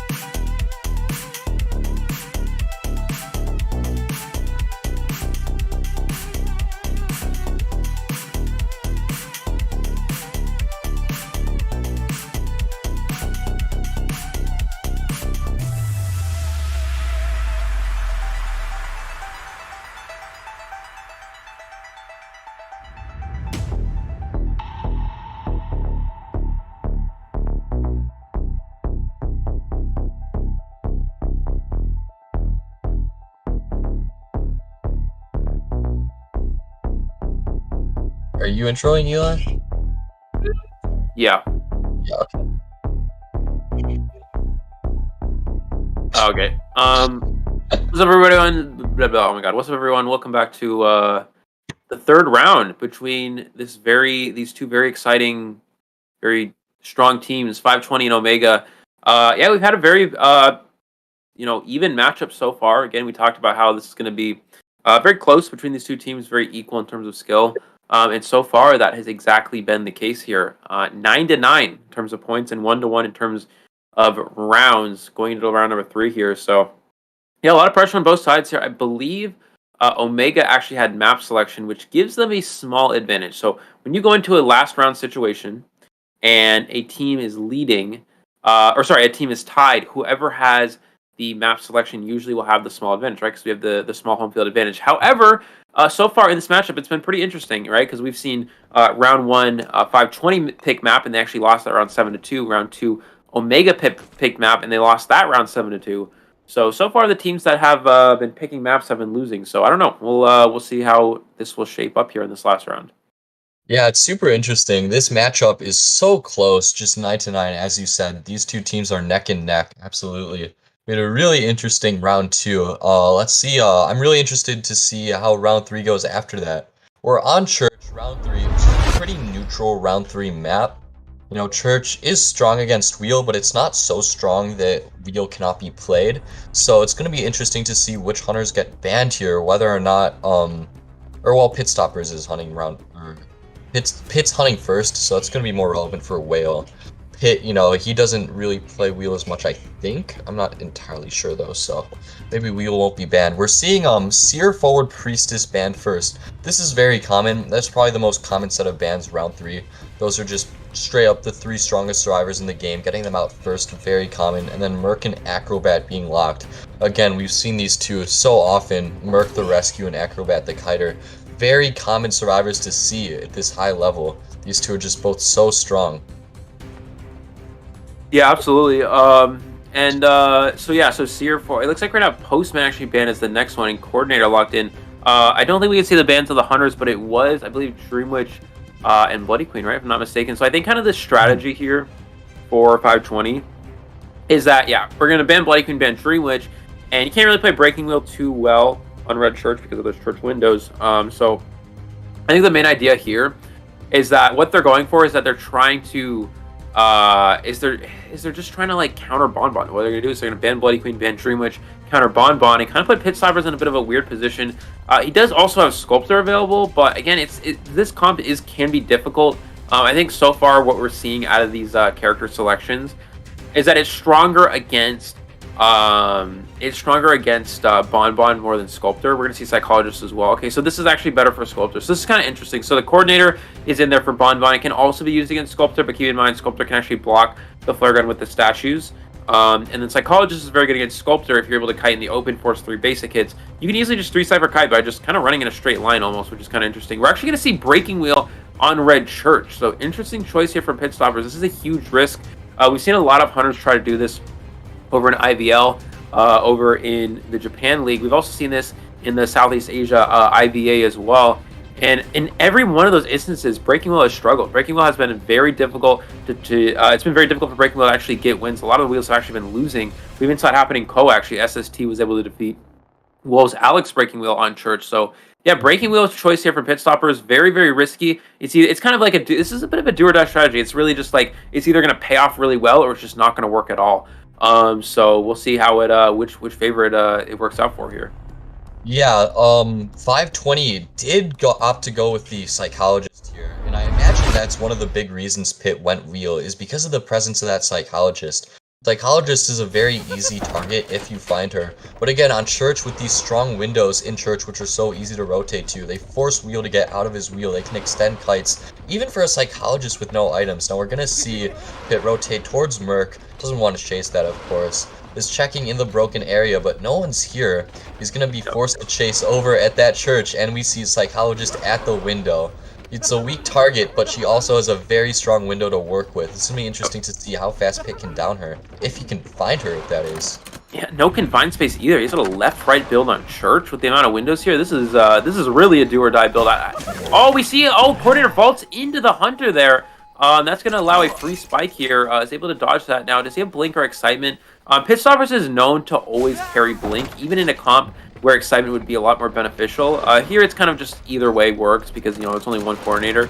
But yeah, also finding that Mercenary first. The spawn for Pit Stoppers was actually really good because you can go to Wedding, you can find a Survivor there. But if it is the Mercenary, it's not a good find. Oh, he goes for the trap, but the trap. Coordinator just walks right into the trap there, and that's actually going to allow him to get a free down. So Coordinator has Tide Turner as well, no Flywheel. So yeah, big misstep from the Coordinator. That gives a free down to this Hunter.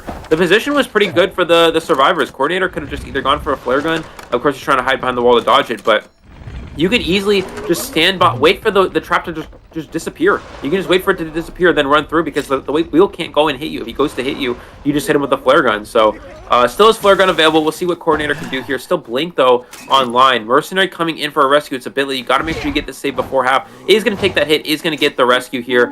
Mercenary eating the trap as well. And he's going to go for a Blink double hit. Mercenary didn't elbow pad away. You have to elbow pad away there if the Hunter still has Blink because you allow yourself to give a free double down. So another small misstep here, actually a pretty big misstep here from 520 is just getting Pit Stoppers more to work with. I mean, the position for 520 was very good.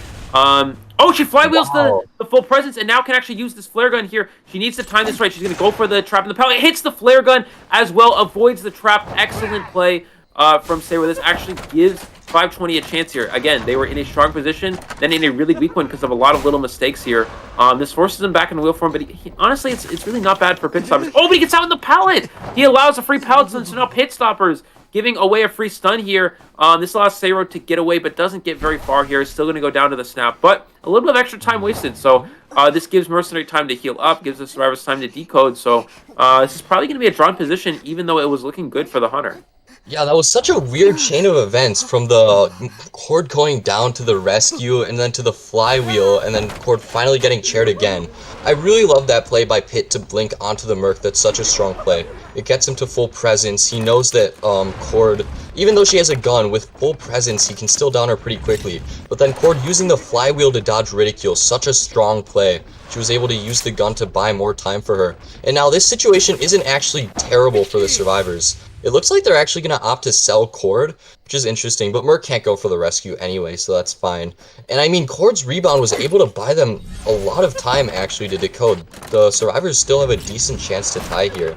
Merc has 2 elbow pads. He's not too scared of snap. He can just wait until Pit gets out of his wheel, elbow pad away, get to a window, and he can still kite. He probably won't get hit by that trap. And like, yeah, this Merc isn't too worried. He uses another elbow pad, that's fine. Pit has to get back in his wheel and leave. Now Pit's best chance here is to find that Psychologist. He already switched to Peepers, so he doesn't have Blink to end this chase quickly. He finds Acrobat here, which is a little more difficult. Acrobat probably has 4 bombs right now. Also uses the flywheel to dodge the Ridicule. He gets trapped immediately, but still he doesn't go down, and he can use these bombs to continue kiting.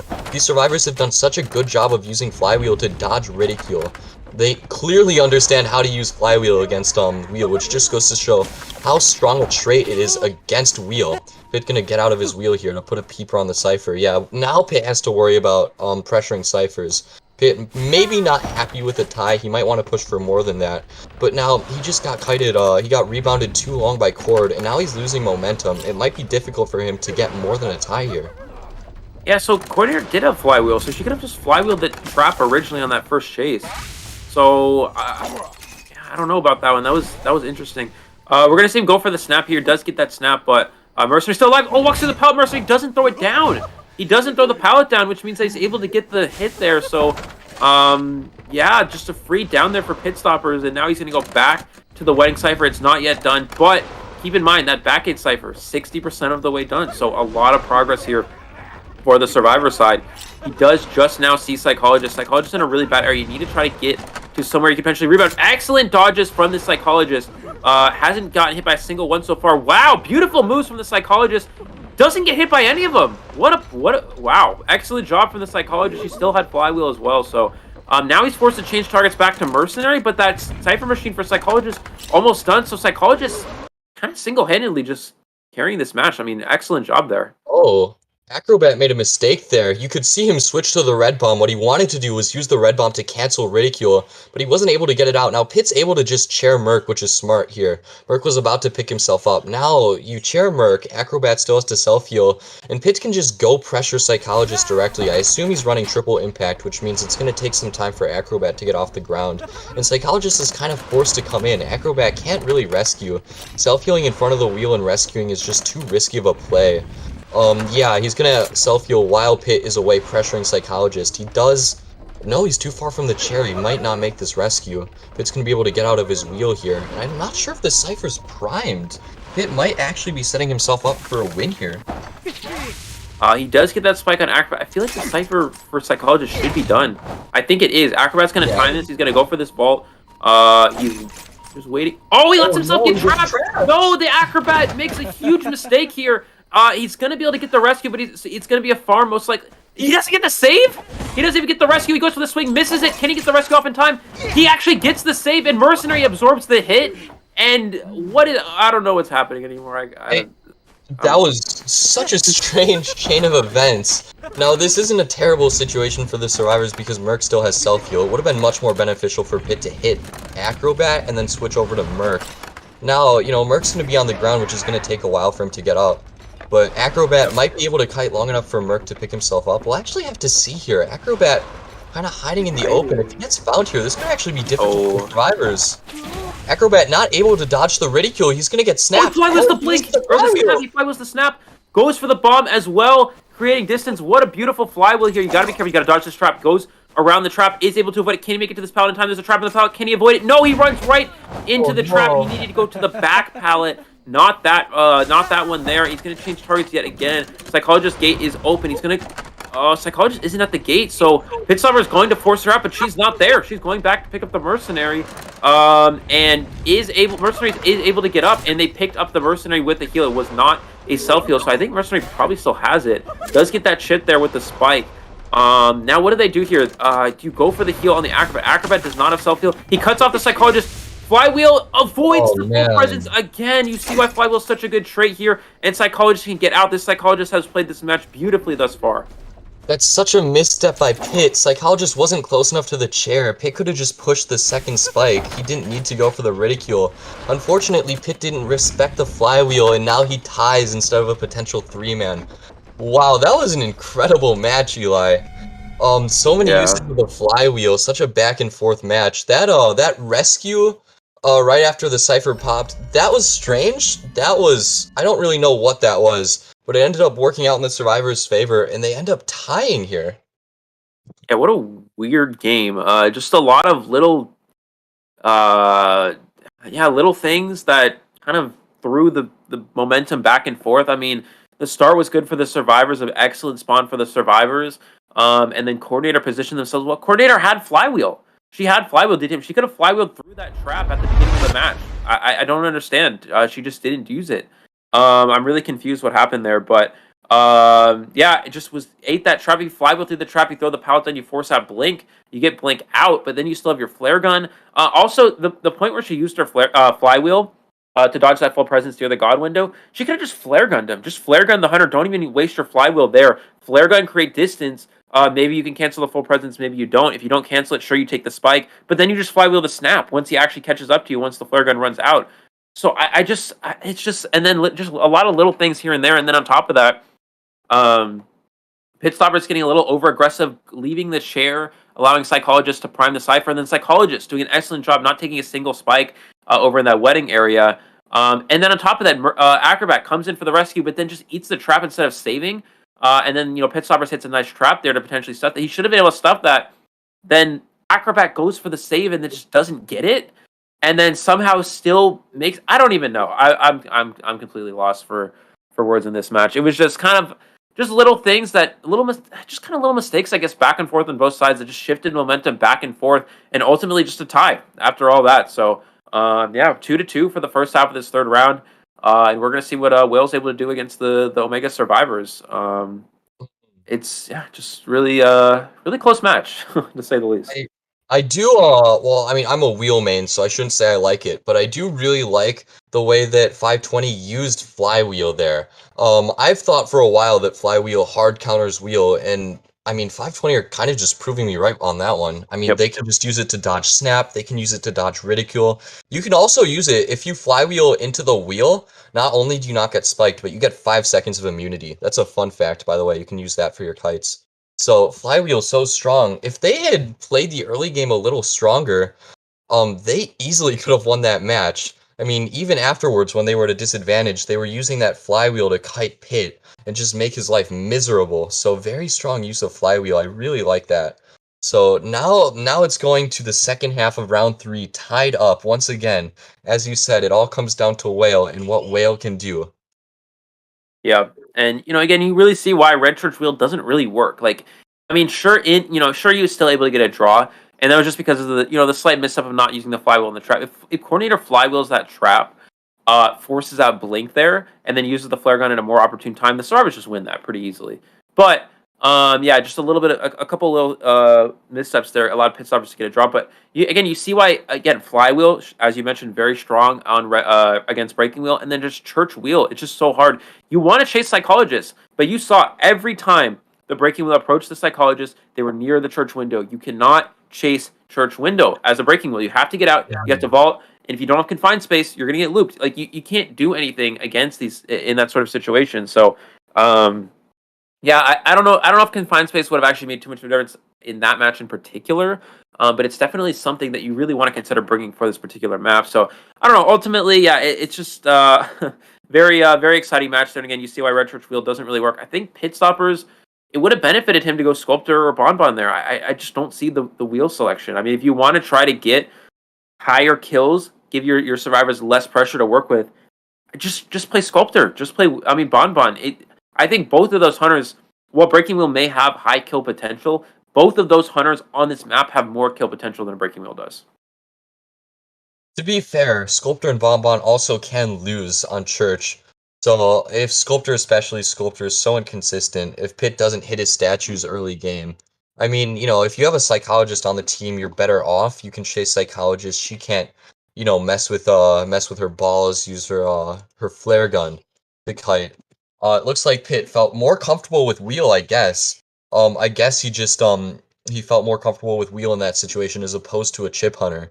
So I can't really say it worked badly for him. Getting a tie here isn't terrible because Omega do have very strong survivors.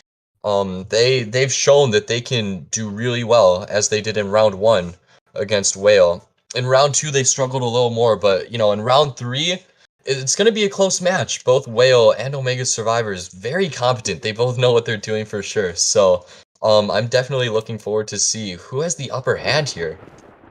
Yep. Yeah, I don't know. It's very exciting. I have to. May in the chat says Church Wheel match is always getting at a loss for words. For those of you who don't know, also, if you guys watched Koa as well, there was like a. I don't know if you saw DTM, but there was that match between SST and Alex's Wheel on Church. I don't know if did you see that match? Where there was like Prospector and Enchantress, and then they were just like overly harassing the whole game, and then somehow all the ciphers were still primed, and it was just like I don't even know what happened. It was the craziest. For those of you who didn't see it, go watch the finals for Koa SST versus Wolves, the Church Wheel match. It was crazy, but every time there's a Church Wheel match, there's always some sort of crazy stuff going on. But yeah, I don't know. So we're tied up again. Let's see what Whale's going to go with. We saw Wu Chang in the last round. We saw Breaking Wheel in the first round. I don't think Whale's going to go Wheel here. I think they may just ban Wheel. I'm not actually sure, but I don't think we're going to see Wheel anyways. So I don't know. We'll have to see. What they have to go with here. Maybe we'll just see Ann as well. I know Whale likes to play Ann too. So yeah, it's really just up in the air at this point. Yeah, Ann could be good. I believe if Whale ties this match, it goes to a 4th round extra. Am I right on that one? I believe so. I think so. Maybe? Yeah. Yeah, so like Ann is a strong tie hunter. If you want to win, not so much, but Ann can definitely tie if she has a good early game. So Ann is an option. Whale might not want to go Wu Chang because Wu Chang is less consistent, and Red Church has so many pallets, it's difficult for Wu Chang. I mean, it's just like the survivors can just slam pallets all day and Kaido Wu Chang 3 ciphers without even trying. So, you know, Wu Chang might not work on Church. Again, we are seeing a Sculptor Geisha ban and a Seer Psych Priestess ban. Alright, this is interesting. So Whale opted to ban Psychologist instead of Forward. Whale does like to ban Seer Psych, we saw that in the second round. And then the survivors are banning Sculptor and Geisha. Not banning Dream Witch, which I think Whale plays, instead going for Sculptor and Geisha. Geisha does have a really strong chase. Geisha can be difficult to kite. She's kind of like a similar hunter to BQ in that she ties a lot, but she also has some win potential. So, and then Sculptor, of course, always has the potential to win if she has a good early game. So, interesting bans from both sides here. Yeah, absolutely. So yeah, Geisha, Sculptor out of the way. So I don't know. We'll see what Will have to go. I do know that Will also was a top AND player as well. So maybe that is an option here. And these bans would make sense. I still don't really understand Psychologists that much, but I don't know. We'll have to see how that works out. I think Mercenary is still just stronger in general. But yeah, ultimately, we also haven't seen. You know, we talked about this a little earlier. We haven't seen Forward get utilized at all from this team, so I guess Omega just doesn't play Forward, which, yeah, it's really, when you don't have a Forward player on your team, that's really tough. You know, you really need to have Forward, you really need to have that Forward support, and if no one can play Forward, that really just makes it so that's one extra ban Will gets to have on a different survivor. So that's kind of a bit of an issue here, but yeah, Sculptor and Geisha ultimately will be banned, and we're still just waiting on the first two survivor locks, and I imagine Mercenary, they've always locked in Mercenary first. That should be the immediate one here, and I don't know, we'll probably just see Acrobat again. Would make the most sense in this situation. Yeah, we're seeing lots of Acrobat play. Merc Acrobat is probably expected here. I'm not sure, I saw Pit also banned Postman. I'm not sure if Whale will do that for her fourth ban. It could be Postman, it could be Patient. Anne doesn't like Patient. Actually, all hunters don't like Patient, so Patient would be a strong ban. I'm not sure if Whale's gonna bother banning Mechanic. Right now, like, we've seen today, Mechanic just has been kind of struggling, honestly. Like, her bot, like, if the bot gets found first, even if it doesn't really, her Cypher Rush is slower than Postman anyway, and she's such an easy chase target. I mean, like, if you play Mechanic into Anne and she gets found first, that's the tie, right? Anne's, like, a less consistent hunter, she needs a good early game to tie. So if you find Mechanic first as Anne, that advantage for the survivors just kind of disappears because Mechanic's not going to be able to kite an Anne. Not without support at least. So, yeah, I think we're going to see, yeah, what, like Merc Acro and then maybe a Patient ban, maybe Postman. I don't know, Whale does have some options for what hunter they want to go with here. I still don't think they're going to go Wu Chang, so they have Anne, as you said before. Maybe Dream Witch. I don't remember where I heard that, but I swear I heard that she plays Dream Witch at some point, which actually would be pretty strong. Round 3 Dream Witch, like, even if you're like not as comfortable with Dream Witch, when you have that many bans to work with, Dream Witch is so scary. We've seen, for instance, PPX from IVL. PPX is mostly known for playing stuff like Bonbon, but he has a Dream Witch, and we've seen him actually get to play Dream Witch round 3 because the survivors respect his other hunters, which works out in his favor because, I mean, Dream Witch round 3 is just so advantageous. So if Whale wants to whip out the Dream Witch, now would be a pretty decent time. Yeah, I think that's definitely an option here. Again, we're kind of taking a long time with these bans. Hopefully, we'll get this in shortly. So yeah, I don't know. It really just depends. I think we're probably going to see maybe, I mean, I really think Omega, I mean, as far as I know, the players on Omega, the only one that can Omega can actually play Forward is Cloud. So, and then maybe I guess Proud Sensei as well. I'm surprised. I just still don't understand why we haven't seen Forward yet. I really don't. Okay, we finally see Forward. There we go. That's, yeah, Forward Postman. That's fine.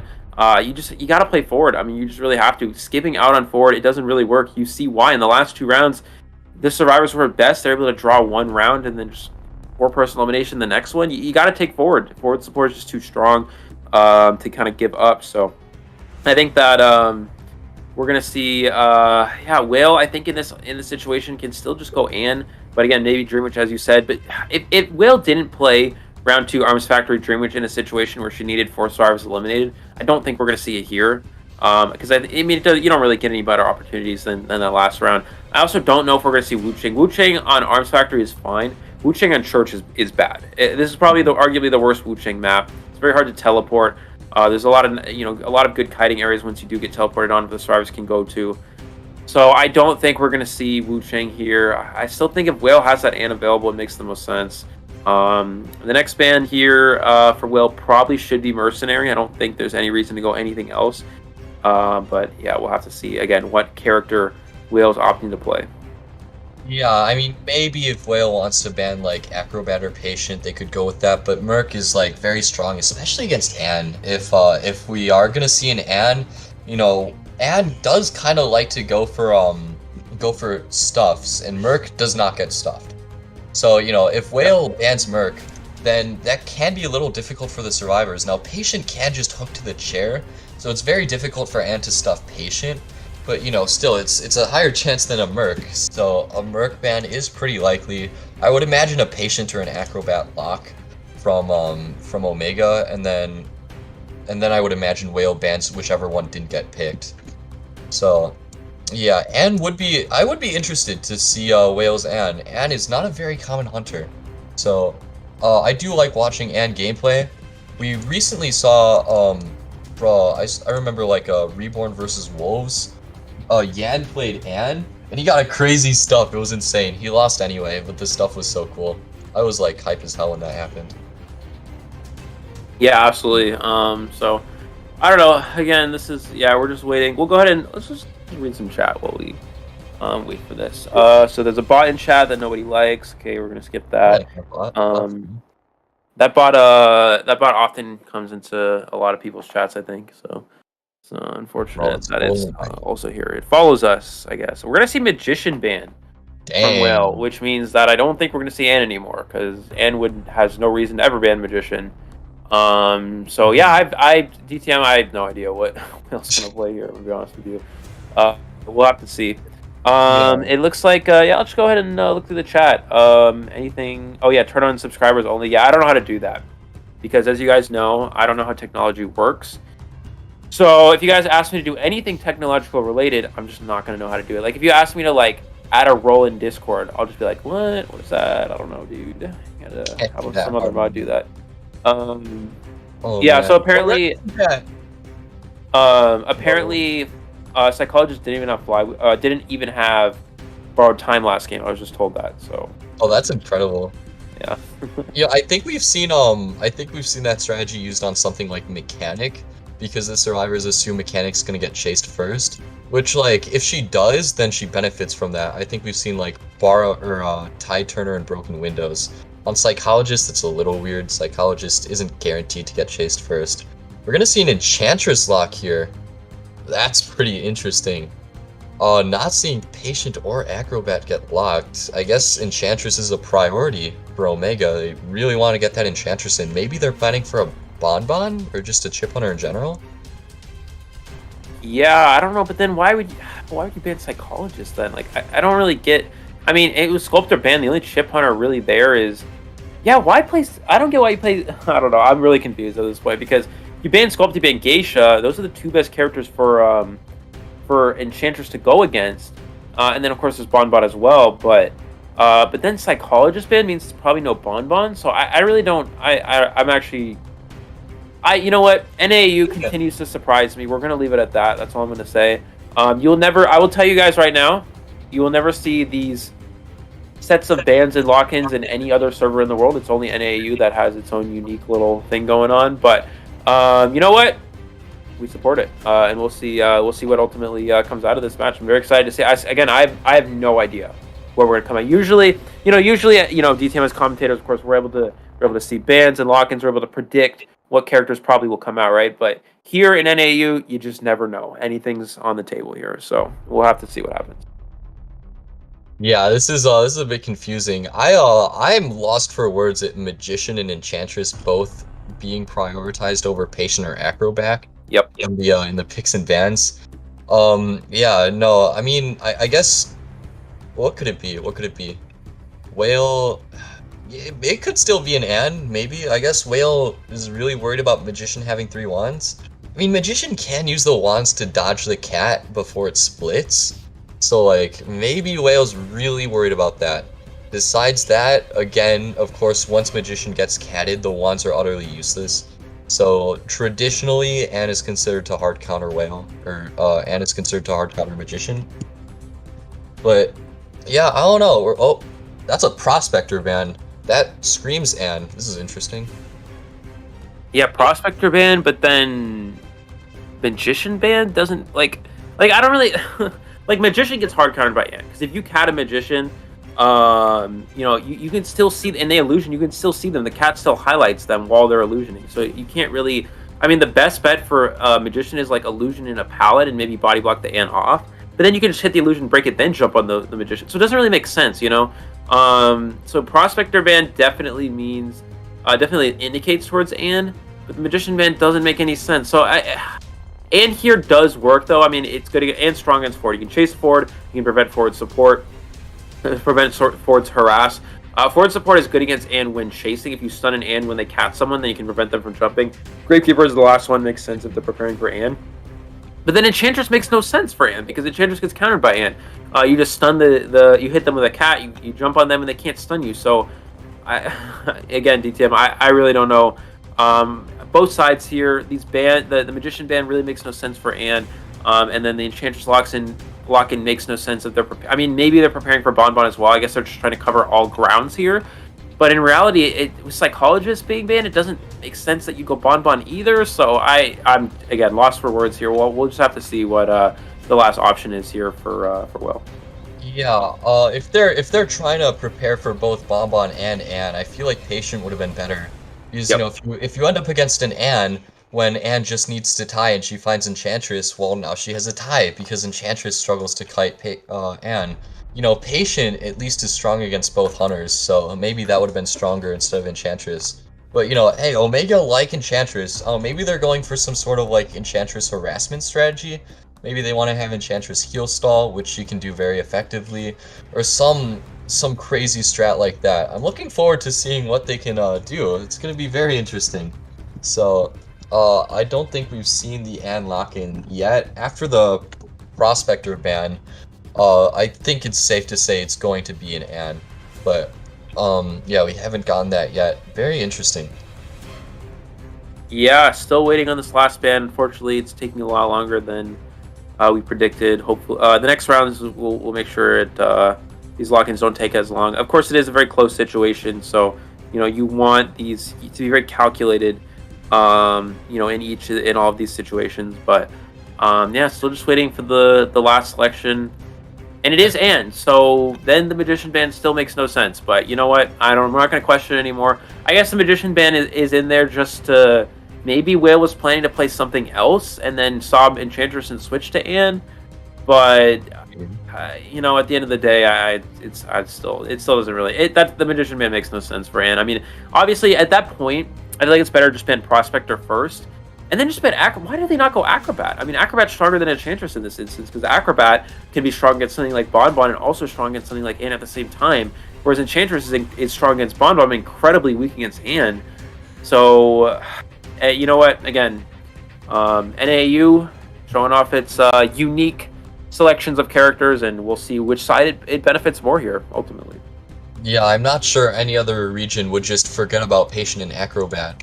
But, hey, Enchantress is also a strong kiter. Maybe not so strong as Patient or Acrobat, but she's up there. So... Oh, Patient as well. Yeah, Patient would have been a lot stronger here, too. So, yeah... I don't know, very interesting. And then Acrobat on this map too. It's so good. You can just go to the window. You can put a slow bomb in the. You can put any bomb in the. You can put slow. The white bomb in the window slows down the vaulting speed of the Anne. You put a red bomb, they vault into it and they can't catch you. You can't stun you. You put a mud bomb, it slows down their speed anyways.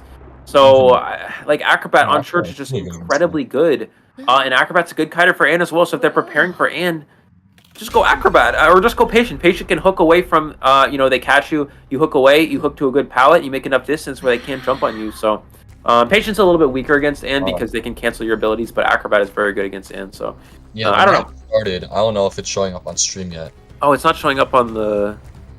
Let's put Uh, it on the stream. yeah, and spawned reception. She's heading towards graveyard. Oh, she's gonna find Enchantress immediately and hit a cat on her. I'm sorry you guys can't see this. I promise it's really. Oh my god, that was a fast hit. Oh dear. Can we pause it Yeah. until Oh, we get it we're up? in. We're in. All right. Yeah. Yeah. Enchantress got hit really fast. Oh, we're in. Okay, we're in. Yeah, good. Yeah, Anne just needs to hit a second cat on Enchantress. She's gonna use a 1-stack. If she gets hit by this cat here. Oh, and she throws the pallet. She's dead. Oh and my waste god. the stun as well. Yeah, just a very fast down. And there you go. This is a prime example of Enchantress versus Anne. It's just so incredibly weak. There's nothing you can do as an Enchantress. It's a free kill for Anne, essentially. Hopefully we'll be able to see the items here in a moment as well. But yeah, it's just a very quick down here. I don't know if Anne actually has Blink as well. If Anne has Teleport, then she has a really good position. We see is that the forward coming in for the safe here. Maybe we'll just get an instant rescue. Is going to get an instant rescue, but with the kite being as short as it was and that's quick of a save, this already means that this is just a really good position for Will. Yeah, that was basically a nightmare scenario for the survivors with Enchantress getting found first and then getting insta-downed. It's a bit of a questionable decision leaving the chair like that. I guess Whale never expected Forward to go for the rescue that fast, and it does kind of work in her favor because now, you know, you get a really quick save, right? They rescued early, so now Anne has plenty of time to work with, and the decoding's very far behind. Enchantress already on her second chair now. And Ford, again, wasn't able to get any value out of the harassment. That's not surprising because Anne can just cancel his item. And Ford kind of pushing another rescue here. Actually gonna... Oh, he misses the stun! Anne's gonna be able to set up her cross here and potentially stuff this forward. This isn't very good. Is Ford even gonna try this? She actually... gets the stun there as well. And another cat falling up. Look at that cat placement from Will. That means that the Ford can't go for the rescue. If he goes back for that save, he runs right into the cat. So now Will is chasing in graveyard. This is a pretty good kiting area for going against an Anne. But Ford, very limited football and almost full presence here. So he's going to football away to dodge this, but still has a cross available. Will needs to be very patient. You got to put this cross right in the window to prevent him from vaulting that. She puts the cross right there, picks up the cat. Can she get this stun? It looks like no. He's going to be able to potentially kite this out, especially with this postman support. But still, just a really good spot for Will. Yeah, even though, Postman gets the dog on, Whale might actually just switch targets to Postman. Blink is still, like, pretty far away, but it's a Postman who just used his dog, so Postman's not gonna kite Whale very hard, especially once Whale gets her full presence. He's gonna use Flywheel to dodge it, but Whale still has a cross here, probably hits this cat. No, it misses, but she does use the jump to hit Postman, and now that's full presence. Postman probably gonna go down shortly. Uses the jump to make the distance back. Cloud can't even make it to the window, and he's gonna go down here, it looks like. And the Cyphers are still far behind. This is a very strong position for this Anne.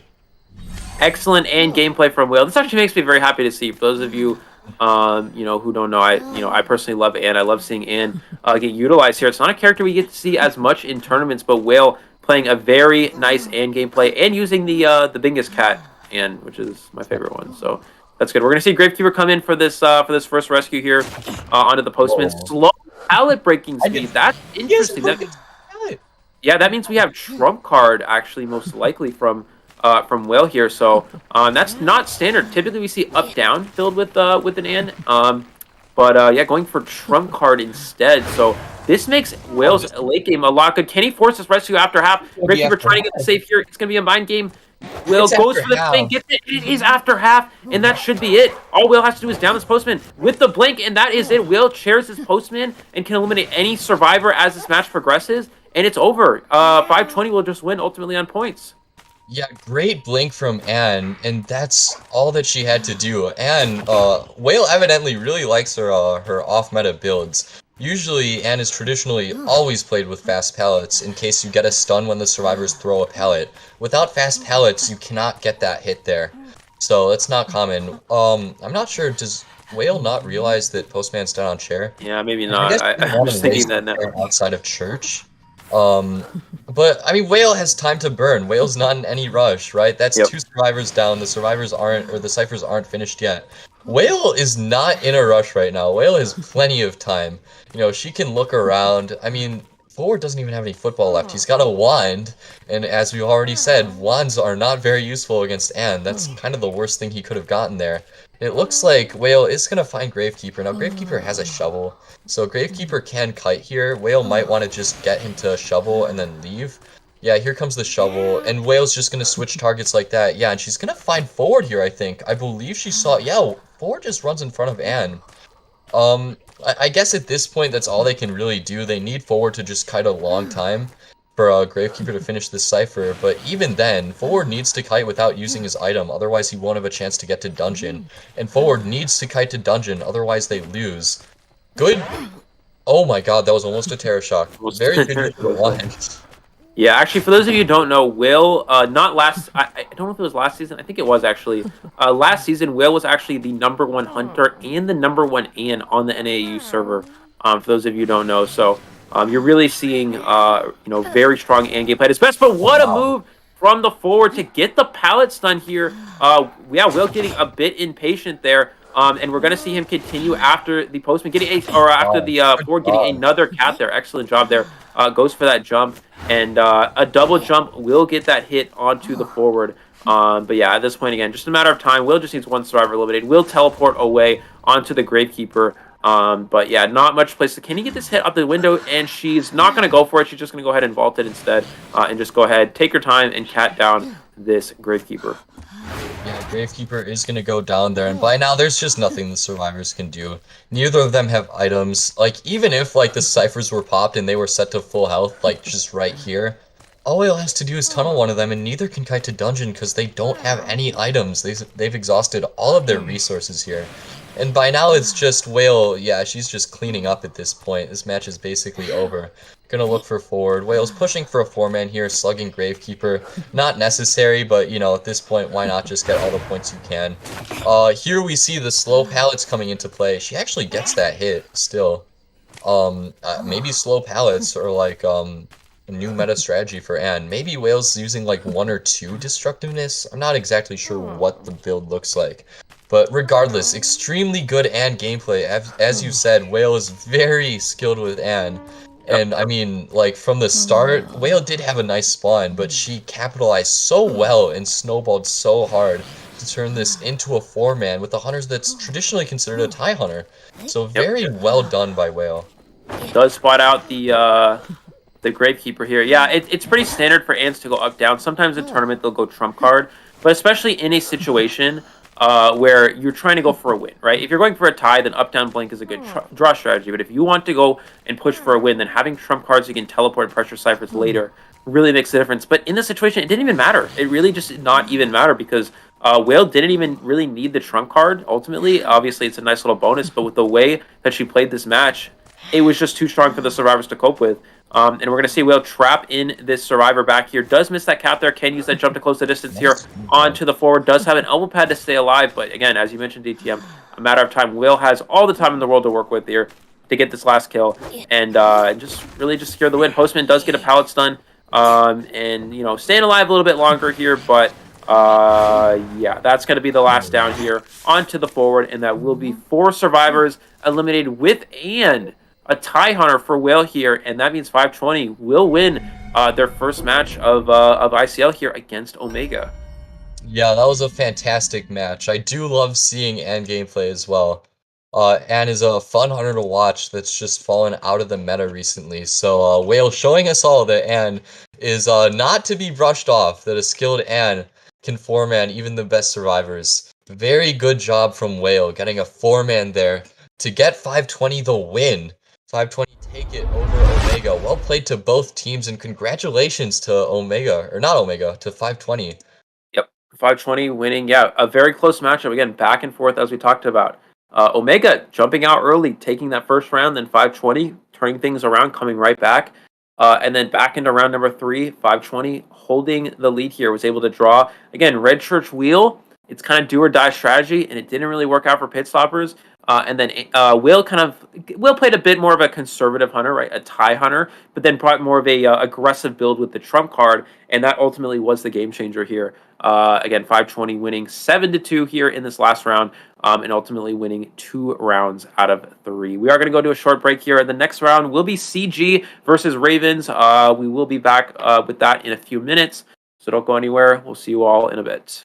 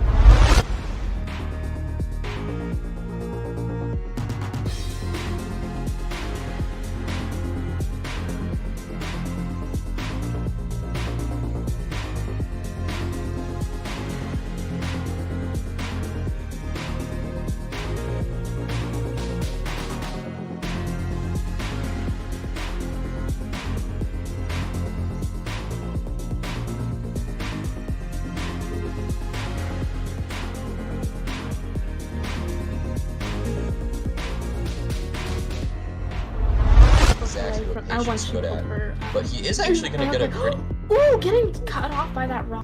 good rest. Very nice.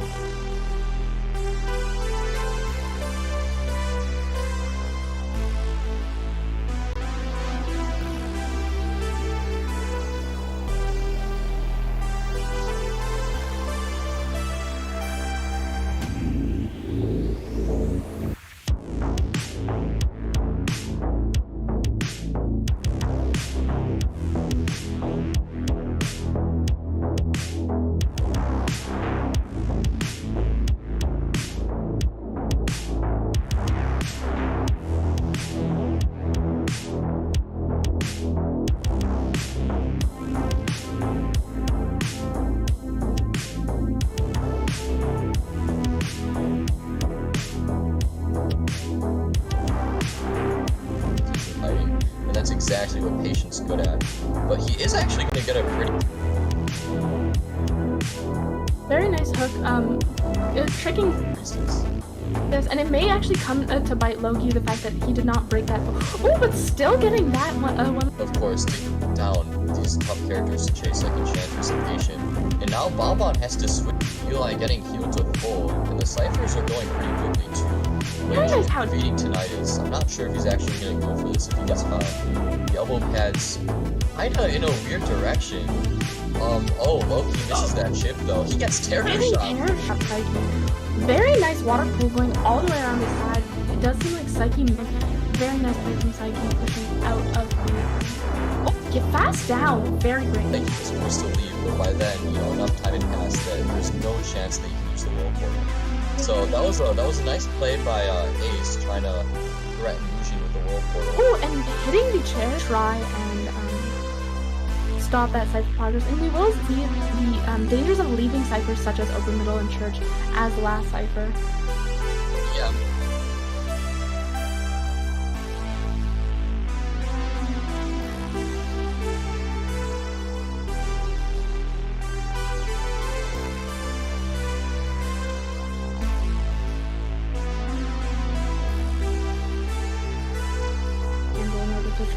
Push away from. Once she took her hook, like, oh, getting cut off by that rock. Coding here. Good rescue from her.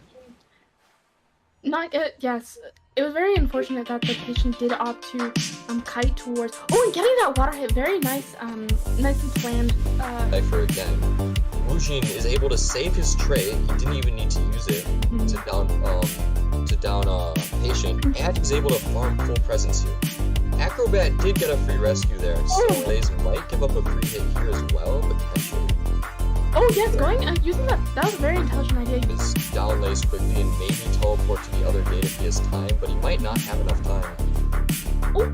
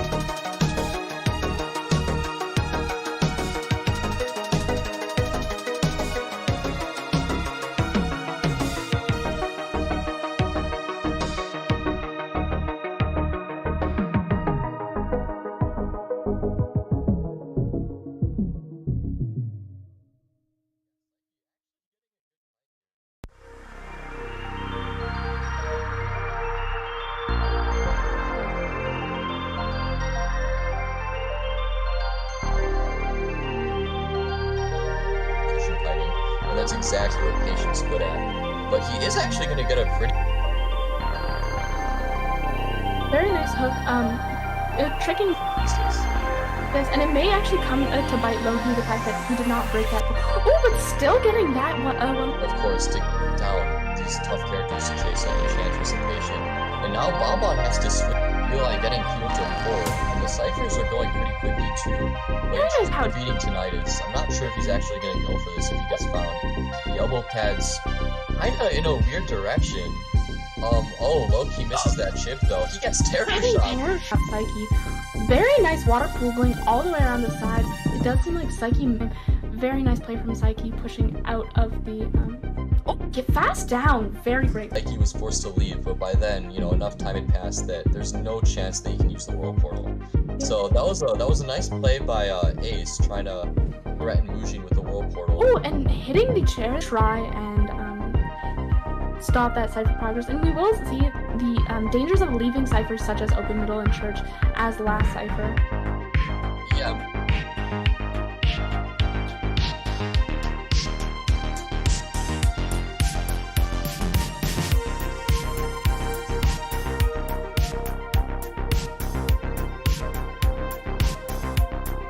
And in order to try and push away from once she pulled her her hook, like, oh, getting cut off by that rock.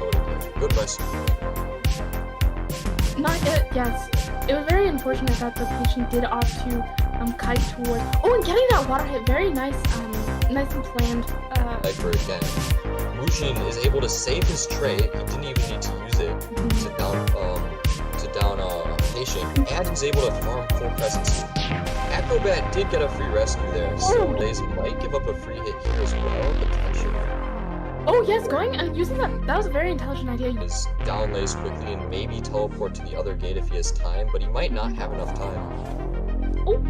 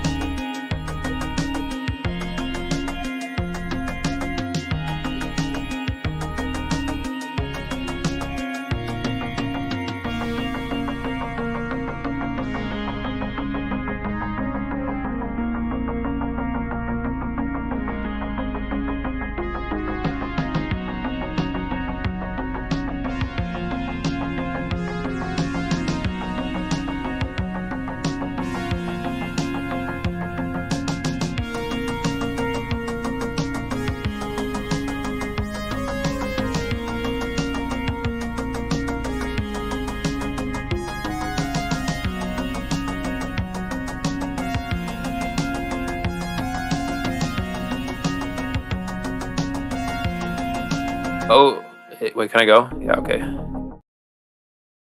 Okay, yeah. What's up, everybody? Welcome back to our second match of today. We have, unfortunately, we're starting a little bit later than expected. For future reference, this will usually not take this long, but yeah. Anyways, so for our match today, we have Ravens versus CG. This will be, just a battle, another, battle between these two teams that are very similar in terms of skill. I think this could be a very exciting matchup. So we'll have to see how exactly this is going to play out. But I have Whisky joining me today for our second match today. Whisky, how are you doing today? Hello. So Ravens versus CG. We will have let me actually check so I don't say the wrong thing. We will have Ravens hunting first against CG Survivors on Red Church. So immediately out the gate here, we'll have to see what the bans are. I imagine we're going to see Seer right away here. I think the hunter for Ravens is either Kutanalix or David. I'm not actually sure. We're going to have to see here in a moment. But if it's either one of those two, we're probably going to see... It's actually a little bit different, but a lot of them like to play Dream Witch and Breaking Wheel. I think it's less likely we're going to see Breaking Wheel get utilized here on Church. So we'll probably see Dream Witch from one of these two hunters, which means we may see Seer be the first ban.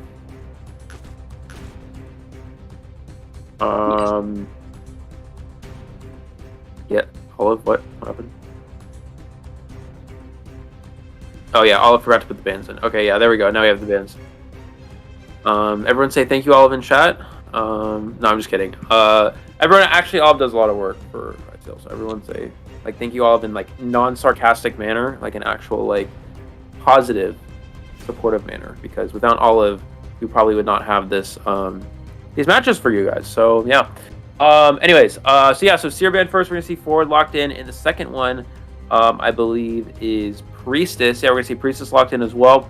The second ban, Psychologist as well. So with Psychologist here, I definitely think we're gonna see most likely heading towards Dream Witch. Embalmer here, Whisky, what do you think about an Embalmer lock-in from the Survivors? An Embalmer in Red Church, it's quite a hit or miss. Red Church is quite a small map, and Dream Witch can move across the map quite easily. So I feel like an Embalmer pick, like for BO1, wouldn't really be that practical in my opinion.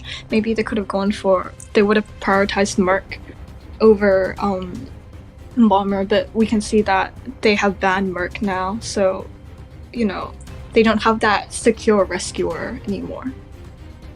Yeah, absolutely. So yeah, not taking Mercenary here is interesting. I don't think we would have seen Embalmer banned, so I'm not really sure. I mean, I guess it's a possibility. We've seen it a little bit over in IVL and occasionally in the Japan leagues as well, where we would see Embalmer get banned in this round one situation. Acrobat, the last lock-in, making a lot of sense here. But yeah, we're going to see Dream Witch. So yeah, interesting that we see Embalmer actually get picked here. They could have taken Mercenary and then played Embalmer, but I guess maybe you have slightly faster decoding. It's a little bit less stable in terms of consistency. Of course, Mercenary being an unchaseable character, a very consistent threat. You don't have that as an option anymore, but you do have faster decoding, which means if there is any sort of fast down, the Survivors still will have a decent amount of side rush. We do see the top of Graveyard spawn here for Kutanalix, heading towards Backgate right away. This is the location of two Survivors. I believe that's the Forward and one other Survivor. I think the Embalmer, so not a bad start from Embalmer. Is taking an interesting route. Oh, but we do have a long portal set up here. He's going to immediately take that across Church here, and a good start here for CG. Yep, you can see that Dream Witch is trying to sandwich the Embalmer, trying to find, have two leeches around the Embalmer, but the Embalmer is utilizing those portals that the Priestess set up beforehand to gain some distance, but Dream Witch lands a hit on Embalmer with the follower, which means that she still has Embalmer's leech, and yeah. Oh, it's gonna use that flywheel. Flywheel, yeah, but unfortunately still gets the hit, and he goes down really quickly. We can see that the Cypher progress isn't a lot, so yeah. Yeah, this is very good start here for Kutanolix. It's just really utilizing that flywheel would have been very strong there if he's able to make it to that pallet, but did not get behind the pallet. He kind of just stood still, and that gave away a free hit because of that. Let's see, we're going to see here if Embalmer opts to use a coffin. It looks like no. I imagine we're going to see one rescue here. Embalmer's going to take the hit with Tide Turner, head across the map because the coffin should be at backgate, if I'm not mistaken. So we're going to see a patroller here onto the forward. This doesn't do a whole lot. Unless he tries to go for try to force the rescue after half. Forward's gonna make it up to the chair here. He's gonna put the leech in the pallet, which means there's no option for him. But he does get the save while he switches off here. Goes for that hit, is unable to get it as well. And we're gonna see how long Embalmer can kind of just kite in this area. No leech on the forward either because he did have to leech that Embalmer because he died to that leech there, which was kind of the upside for the survivors. When you're able to die to your leech, that's really strong here. And I think he's going to try to potentially die to leech, but he runs back into the follower as well. And the leech actually body blocks the pallet. So Embalmer with a bit of a misstep there. You have to try to die to your leech if possible. And there's nothing the forward can really do. He goes for the stun anyways, but he stuns the wrong leech. You can't go for that stun against a Dream Witch. They just body block off the forward. So I'm not sure why forward went for that. Gives a free hit in the process. We'll probably see the coffin get utilized at last here, but the leech still on the Embalmer can easily just follow him across the map. Yeah, we can see that. Yeah, like I said before, Dream Witch has like a lot of map control, which means that she can just easily go towards like the coffin that the Embalmer put down. And you can see that because Embalmer didn't cut for long enough, and Dream Witch didn't put a patroller on him on the first cut, she still has so many patrollers that she can use. And you can see that she just used one, and now Embalmer has to try and utilizes the trump card Blink, which is very common in the IVL, environment, and Embalmer will go down here. So there's still 3 ciphers remaining, and one of them's already dead on chair.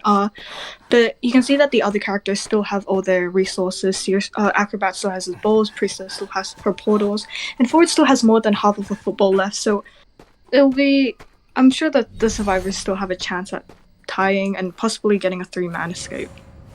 Yeah, now something interesting there is that would have actually been a good instance for forward support.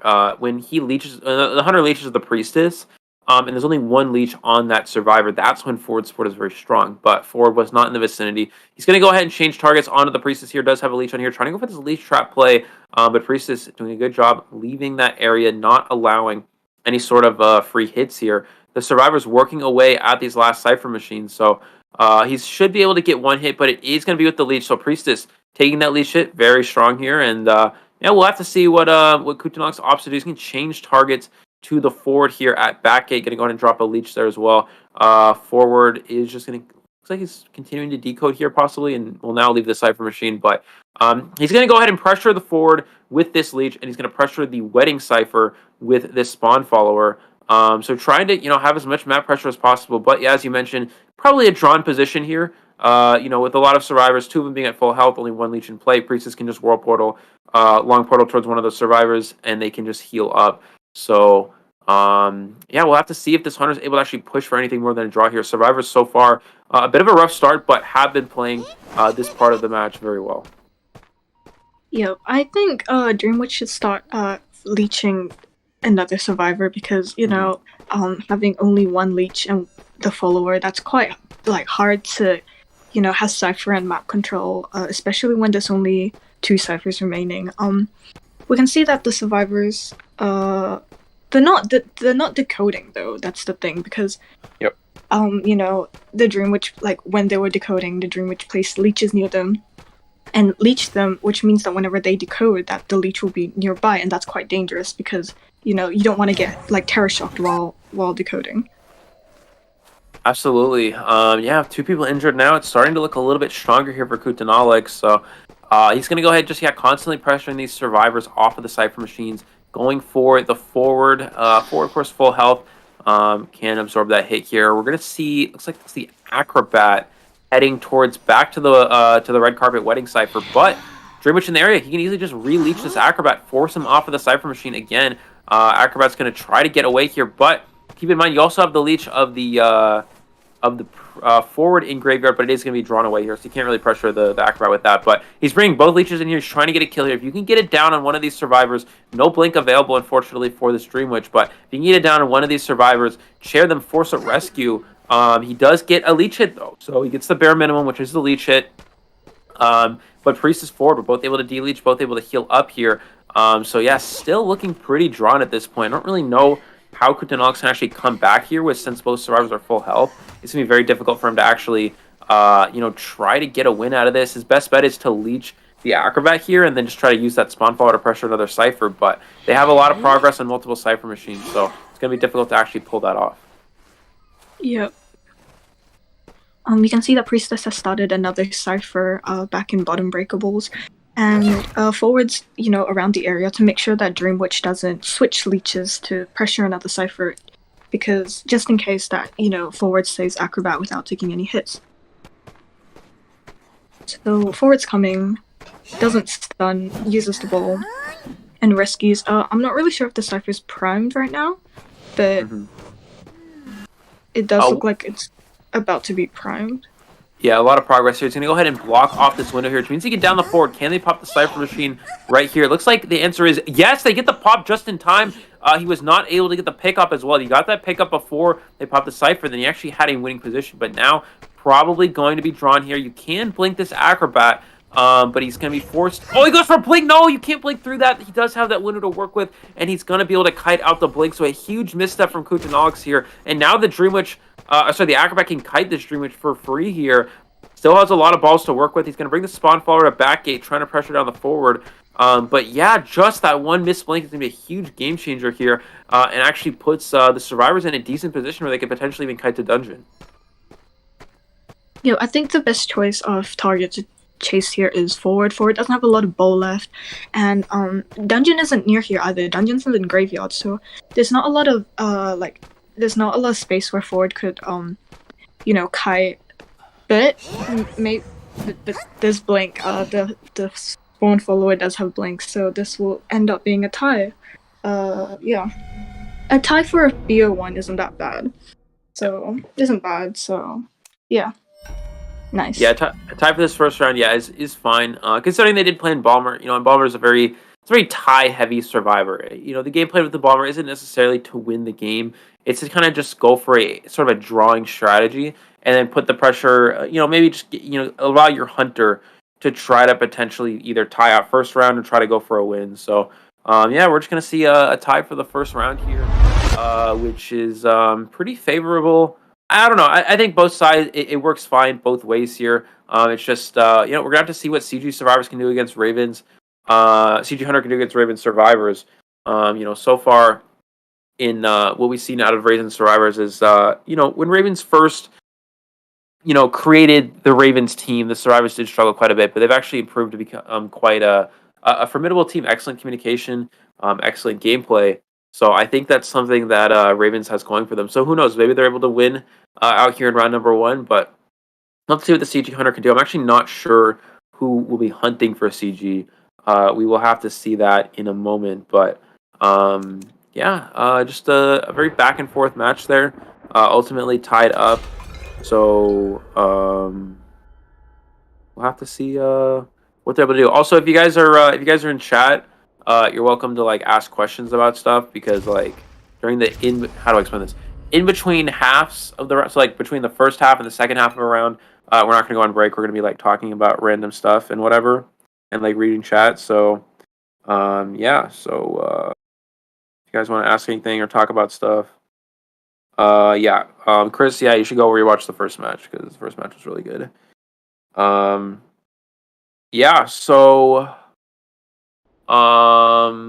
really know what to talk about, because you will just you know what, we're just gonna talk about how the next round's gonna play out. So looking into this next round again, the problem is we don't really know who the hunter is gonna be for CG. They do have multiple hunters. I can actually look at their weekend roster here, but in a situation where you've had a tie for round number 1, as a hunter side for CG Whisky, do you think they're going to be playing more for sort of a draw strategy? Try to maybe play something like Bloody Queen, try to tie tie round number 1. Or are they going to play something more aggressive, maybe something like Dream Witch or Sculptor? Probably not Breaking Wheel because it's Red Church. Dream Witch or Sculptor, and try to go for a winning strategy. What do you think would be the game plan here for the CG Hunter? I think that it's best to probably go for a tie first. I mean, a tie's not really it's not really a loss situation, you know. They could it's just giving them like a chance to, bounce back in BO2 or BO3, but I think, play a tie, like probably play a tie hunter, play it safe. You don't wanna because you wanna three eliminate you don't because you don't just uh you don't wanna lose, like you don't wanna get 4 escape because you wanna 3-person eliminate the team. And we've seen that happen a lot. We've seen like a bunch of hunters, like crumble under the pressure of needing a win, wanting a win when they could have just tied and then, end up getting 3 escapes. So I say, just play it safe, play a tie hunter. And then once you're in a good position for a tie, you can go for that win. Absolutely. So yeah, I don't know. Again, we'll have to see what CG opts to go with here. I think we're gonna be into the picks and bans in a moment. Let's actually check. I'm also gonna go ahead and look at who the hunter is for CG and if I actually know who that is. Let's see. Week 1, if I can find that. Oh, here we go. Found it. Oh my god. Okay. So we have a few hunters. It looks like Dawn, YG, and Luo. So I'm not really sure who. Unfortunately, I don't know who any of those hunters are. So yeah, we'll have to see what they go with here. But we are going to get into the bans here in a second. And yeah, here we go. And it looks like right away the first ban, you guys will be able to see in a minute, is forward. So forward ban right at the gate here is a little interesting. This indicates less towards a Dream Witch. Although something to keep in mind as well is that over in the Japan leagues, less so in China, but in Japan leagues, a lot of the Dream Witch players have opted not to even ban Seer first. They've actually been banning Forward and Mercenary and Priestess first instead of that standard Seer. So maybe that could still lean towards something like that. Maybe we're also going to see something like Sculptor or Bonbon that's less worried about a Seer, Mercenary, and Seer locked in, of course, which is obviously the most logical character lock-ins here. And I think Acrobat will probably be the next one if it's not banned. We'll probably see Priestess get Psychologist ban. Oh, Psychologist ban here, I think. It looks like a Dream Witch again, because Dream Witch, like, Psychologist kind of counters Dream Witch. Yep. And yeah. So I do think the survivors are gonna lock in probably probably locked in Priestess and Acrobat then. Yeah, absolutely. Yeah, interesting no Priestess. Actually, Postman, interesting no Priestess ban here. I would have actually expected to see Priestess second. It's more standard to ban Priestess over Psychologist even for Dream Witch. Psychologist is, obviously it's difficult for a Dream Witch to deal with, but it's not really as bad as it seems. Psychologist doesn't really have any kiting abilities other than 3 hits. Of course, 3 hits against Dream Witch is very strong. When you don't have any kiting abilities, it's very easy to just get a leap trap in the Psychologist with the leeches and get a free hit that way. Whereas Priestess can easily just portal out of range of that and not give up any sort of free hits, with that. So, I don't know, we'll see. It looks like now Priestess is going to be banned just because, again, Survivor's taking Postman, not Priestess. Doesn't really make a lot of sense, but I understand, the Cypher strategy. And yeah, as you mentioned, Acrobat being the last character here. Acrobat very good against Dream Witch. Just very standard, versatile character in general. And can work against a lot of different hunters. And we'll have to see what the last the hunter pick will be here. This is going to be interesting. Again, as you mentioned, Bloody Queen, something like Bloody Queen, something like Bonbon is on the table. Try to go for a drop. Then you also can go for more of a winning strategy with something like Sculptor, something like like Dream Witch, which again with Psychologist ban would make more sense. We'd see a Dream Witch here. Yep.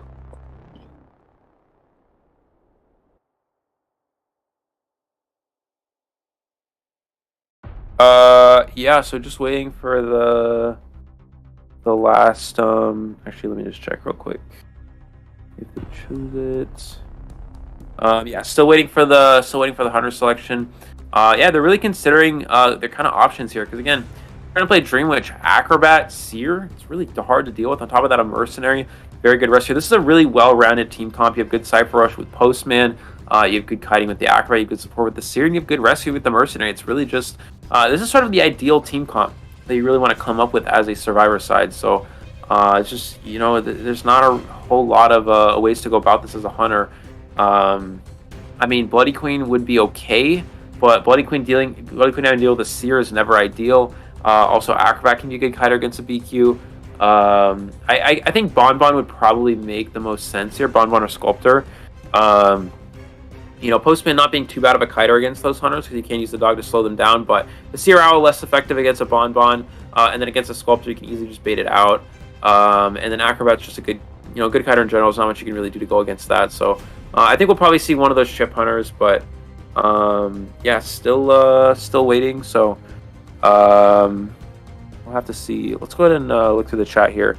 Oh my God, Chris, thank you so much for donating. We appreciate that. That's so nice of you. DTM says, Eli would my Hell Ember 4-man Wolves. Didn't Wolves got 4-man by a Blink Geisha recently? Actually, multiple times. So yes, probably. Actually, there was also a Wu Chang game out west. If you didn't already see that, go back and watch the last game. Let's see if they'll pick their hunter. Second here. Not yet. Okay, yeah, well. Yeah, hopefully they'll pick that in a second. Also, if you guys didn't already know, I think I mentioned this, but the Psychologist against the Breaking Wheel did not have borrowed time, which I didn't even know. But Alex randomly pinged me and was like, "Oh my God, Psychologist didn't have borrowed time, dude." And I was like, "No way." So yeah, Psychologist didn't have borrowed time, which was lucky that they didn't get chased, because that would kind of be unfortunate. But still waiting on the last character selection here. I'm not really sure what we're waiting for, but just for them to pick this. So yeah. What do you think they're gonna pick? Yeah, I don't know, because again, I don't know who these hunters are. With these bands, still it just looks like Bonbon and Sculptor would make the most sense. Again, in a situation where it's tied, you just really don't want to lose. So it's just really about, Bonbon's a good tie hunter, and it's also a hunter that could potentially get a win, but it's less likely. And then, Sculptor obviously is less consistent for ties, but it has more winning potential. So it just really, I think it has to be one of those two hunters. That you can't really play any of the meta hunters against this. Like, you can't really play Dream Witch into this comp. It's really hard for Dream Witch. You really don't want to have to play Bloody Queen against this. You don't really want to have to play Geisha against this because of Seer. So yeah, it's just really tough. I think we'll probably just see one of the chip hunters again. I'm not sure what's going on with CG, but we're still just waiting for that last lock-in. So also for future reference, guys, if people don't do their lock-ins, we decide if people don't do their lock-ins, then we'll just probably have to do it for them, because I don't know what's going on anymore. But so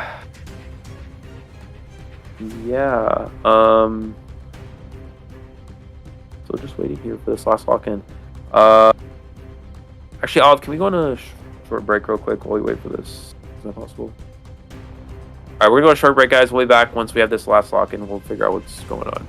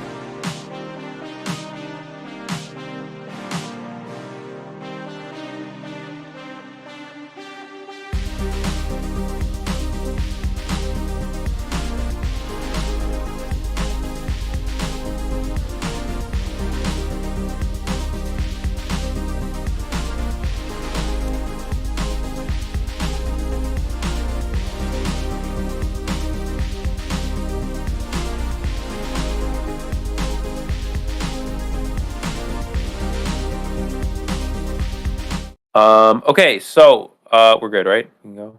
Yeah. Okay. Yeah. So we're back.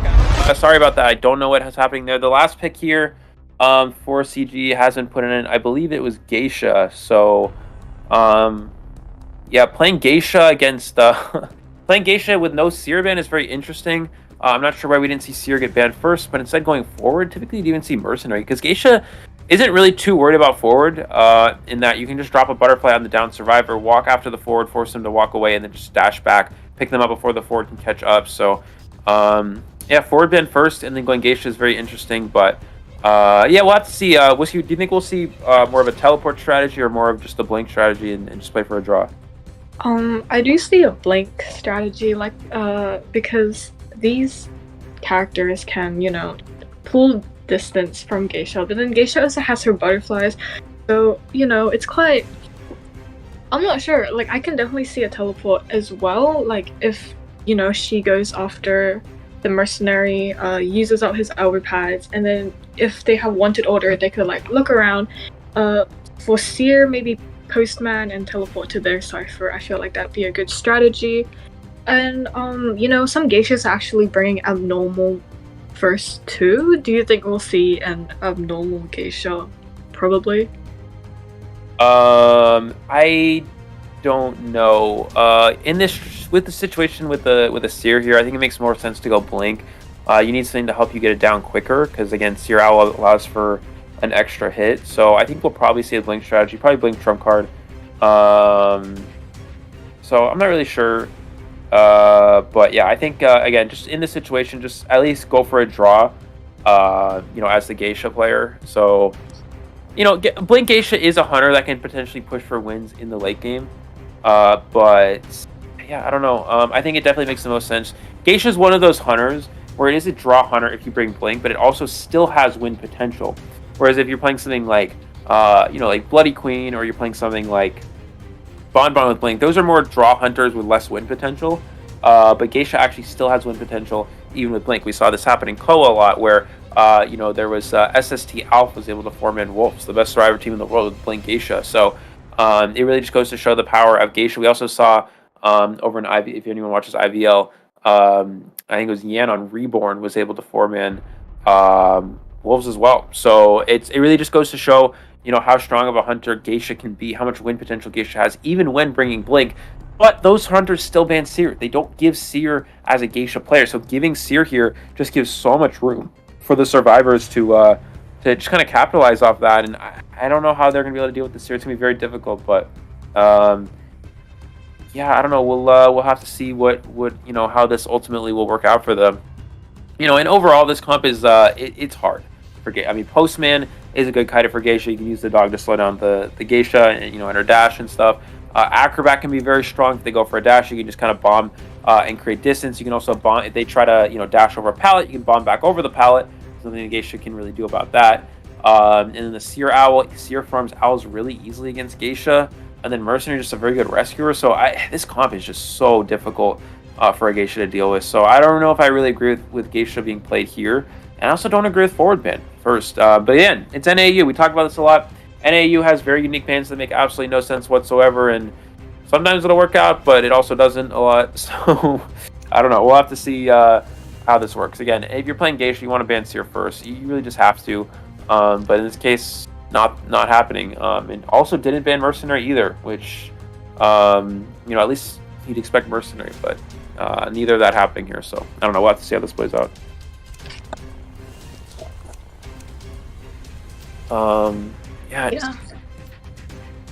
Yeah, we're just waiting for CG to win the match, I believe.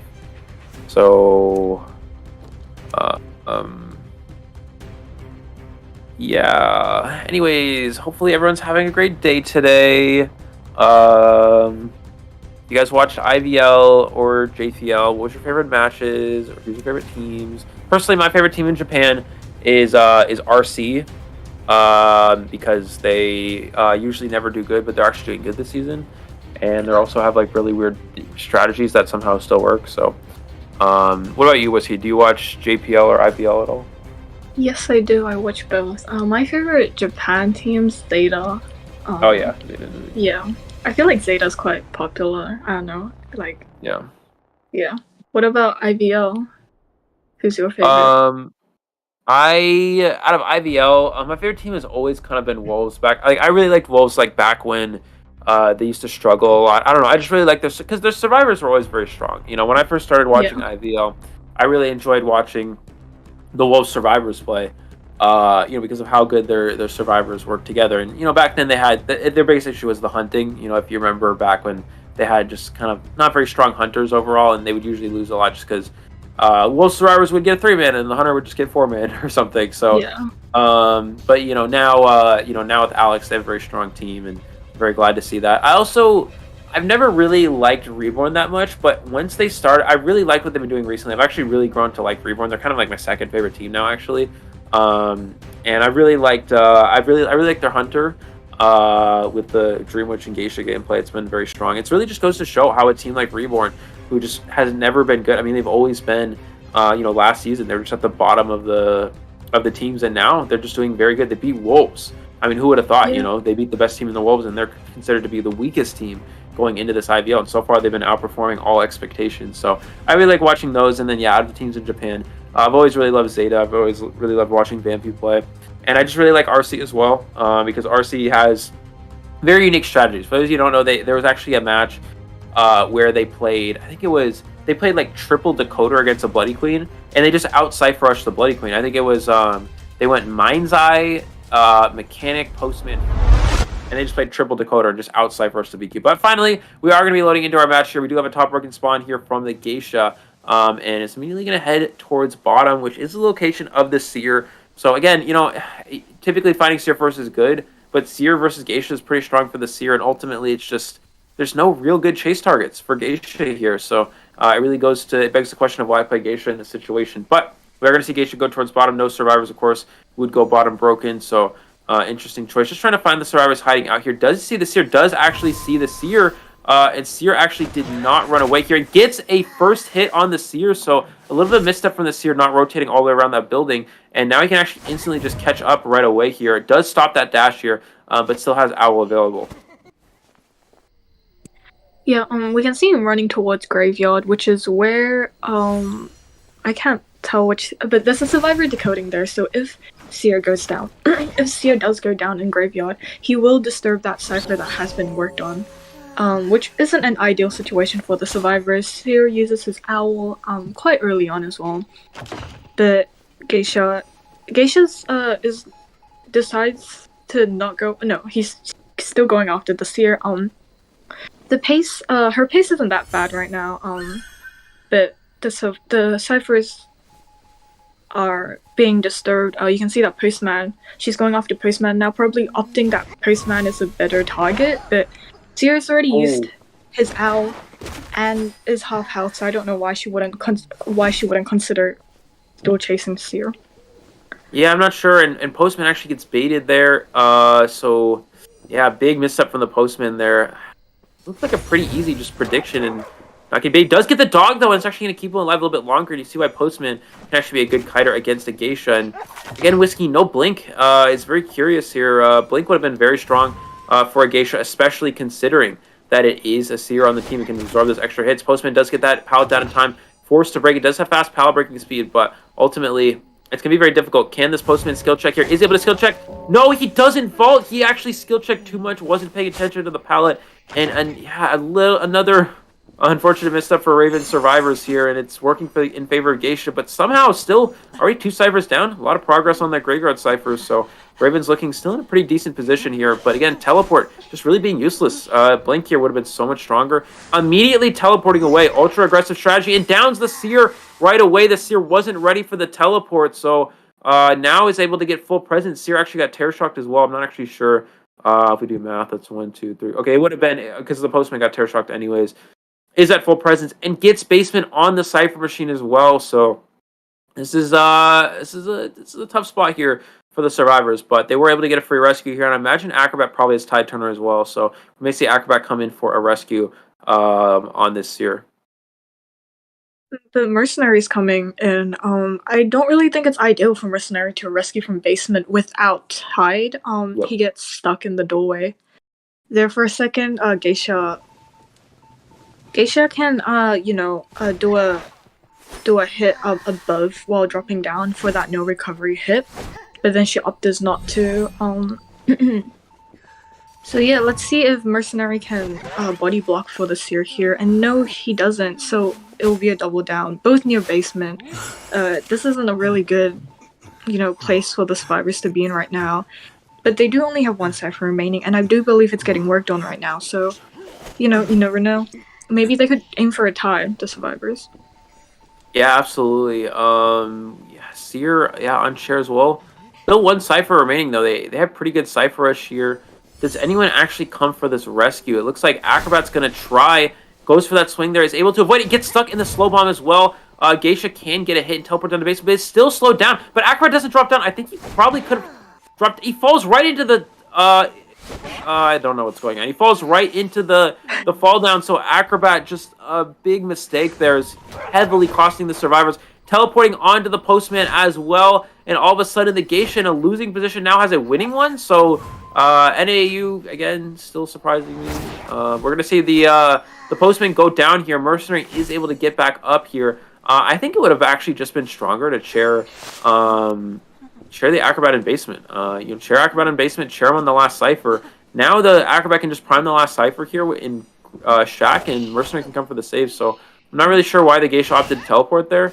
But second chair, I guess, for Postman is probably the ideal plan here.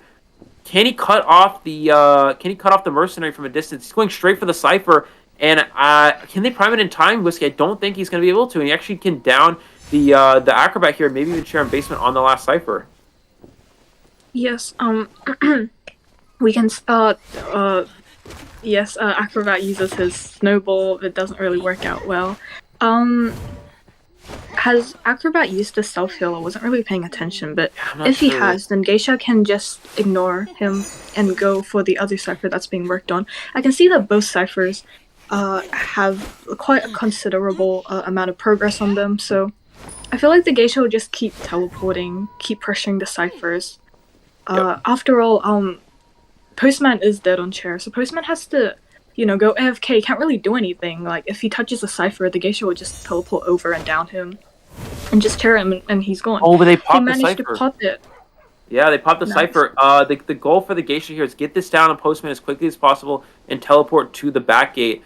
Geisha getting over-aggressive there, and it actually works out for the survivors. Messes up the dash as well, which means Postman should be able to live long enough for them to get that gate open. And no, Geisha's going to go straight for the teleport here. The gate's open, but they hit the Mercenary, and they're able to get out here. Oh, but the dungeon is not in the area. It is actually at back gate. If it was towards Top Broken or even Graveyard, we could see the Postman potentially get that here. Geisha knows dungeon is here, so we can go ahead and check that out. Now it's really just a mind game. Can Postman mind game this well enough? Geisha's going straight for the wedding gate.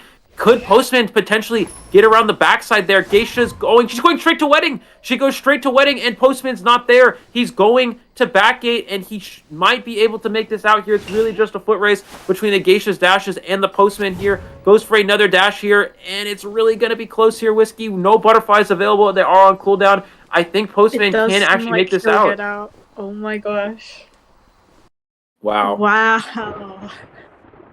What a back and forth match that was. That was interesting. That was amazing from the survivors. That was really good mind game from the Postman. Yeah, I mean, Geisha expected him to go towards wedding. You got to be careful. You got to check out church first. I guess as a hunter, if you teleport away from someone top broken, you're gonna, of course you're gonna expect them to be, at that wedding area. But yeah, just like that is a lead for Ravens here. They actually win round number 1 here. Geisha getting very aggressive. I think in that situation, we talked about getting a tie here for the Geisha is fine. If Geisha just downs the Postman, takes a tie, that would have been okay. But the exit gate was already open. You really see the power of that Postman. I don't know if he had I think Mercenary had the gate opening letter as well.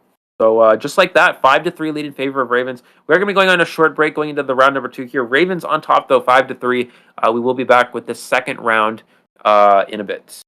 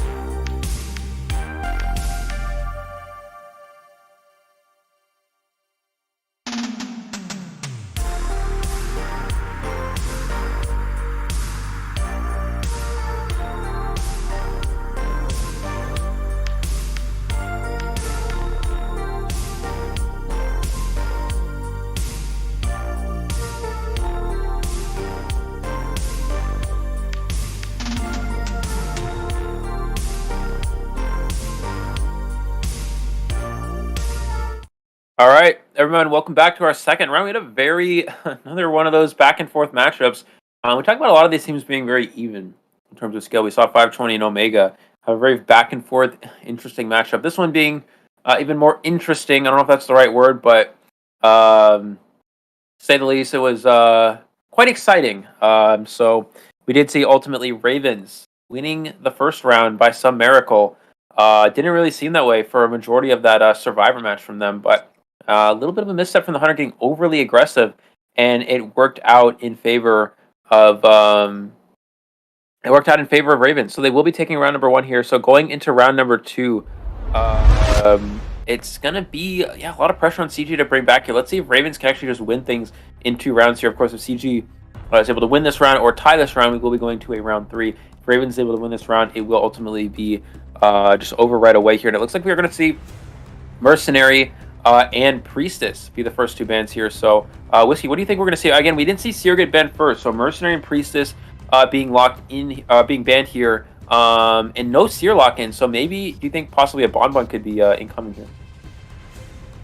Yes, I do think maybe a Chip Hunter, because Seer is quite strong against one-hit hunters. But I'm more surprised at the fact that the survivors aren't taking Seer. Yep. You know? Yeah. Yeah, it's tough. I don't know. Typically, when you don't see Seer, and now we do the just Seer banned. Yeah, why? I don't understand. Taking Postman over Seer doesn't really make a lot of sense here. But again, NAU locks and picks and bans always surprise me. Always surprise a lot of us. So we'll have to see how this works out for both these teams here. Postman getting locked in. Sometimes, a lot of you may say, why lock in Postman? Postman is a character that we see get banned.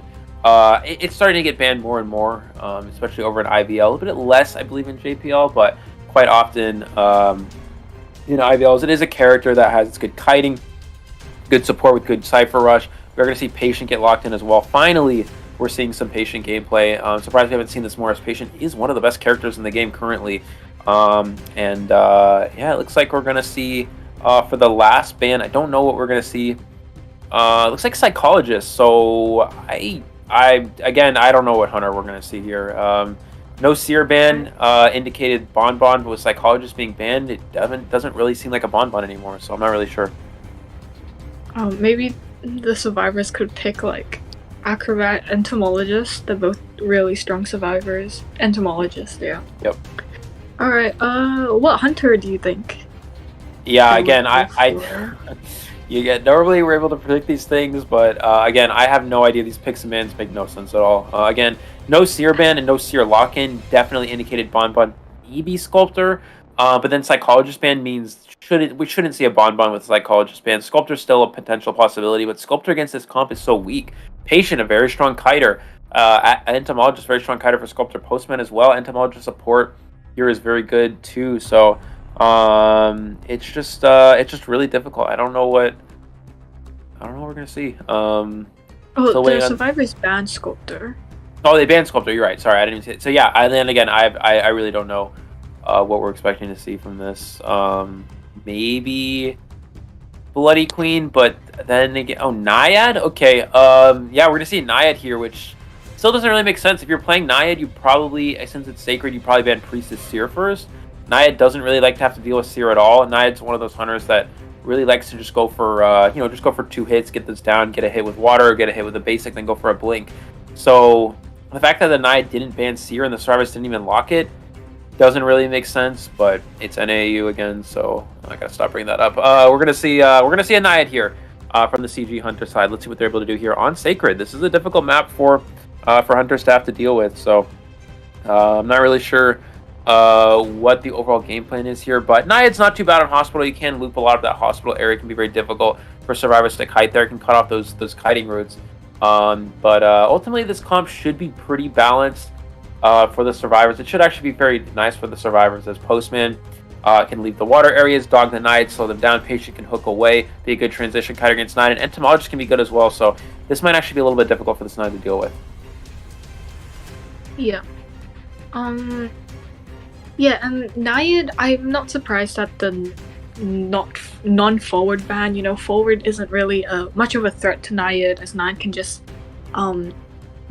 water around the down survivor, and once forward is within that vicinity, he'll get he'll get watered, and then he can go down easily against the Naiad. So yeah, but then like you said, the Seer not being banned was quite interesting. Do you think that they perhaps wanted to play another Hunter at first, but then once they saw this team composition, they decided to switch to Naiad? I mean, maybe they're actually gearing up to play Sculptor, and because Sculptor was, it actually makes a little bit of sense, right? With not banning Seer, banning Mercenary and Priestess, that's fine, especially on this map if you want to play Sculptor. I still think Seer ban is stronger, but Mercenary and Priestess ban makes sense if you're gearing up to play Sculptor, but then Sculptor gets banned. But then the survivors don't lock Seer, which still I don't understand that at all. But yeah, interesting decision for that. But yeah, ultimately difficult comp for Naiad to deal with. So I still think there's got to be better options for Hunters here. I mean, even something like Bloody Queen would have been better. Obviously, you don't want to chase Patient or Forward, but you can chase Ento, you can chase Postman. You have options like Bonbon could have been stronger. Bonbon's not a bad chase for an Ento. For going, chasing an Ento. Bonbon and Sacred also isn't too bad either. I don't know. Naiad here just seems tough. A lot of very strong kiters for Naiad. Ento support on this map as well. Very strong. I'm actually surprised we didn't see Ento get banned over Psychologist. You don't really see Psychologists get banned as often over in Asia. Sometimes it'll happen here or there, but for the most part, getting rid of these support characters is more valuable because it really slows down. Psychologist doesn't have support. It's just that she can take multiple hits, which is nice, but ultimately that's just a 60-second kite. Without support, Psychologist isn't kiting for ridiculously long. We are going to see, going into the match here, we are going to see the statue entrance door, and they're going to go ahead and go through hospital, and we have a pause. Okay, so we'll have to figure out what's happening with that. But yeah, it looks like it is a statue entrance door spawn, which is not a bad spawn for the Hunter. They can go through this, go through Birdcage, and head over towards 3 Pallet, which is the location of one of the survivors. I didn't actually see who spawned there. If it was 4, that's very good for Ravens, and if it's anybody else, it could be very good for CG. But yeah, we'll have to see who actually spawns there. We'll figure out. Oh, I see. Yeah.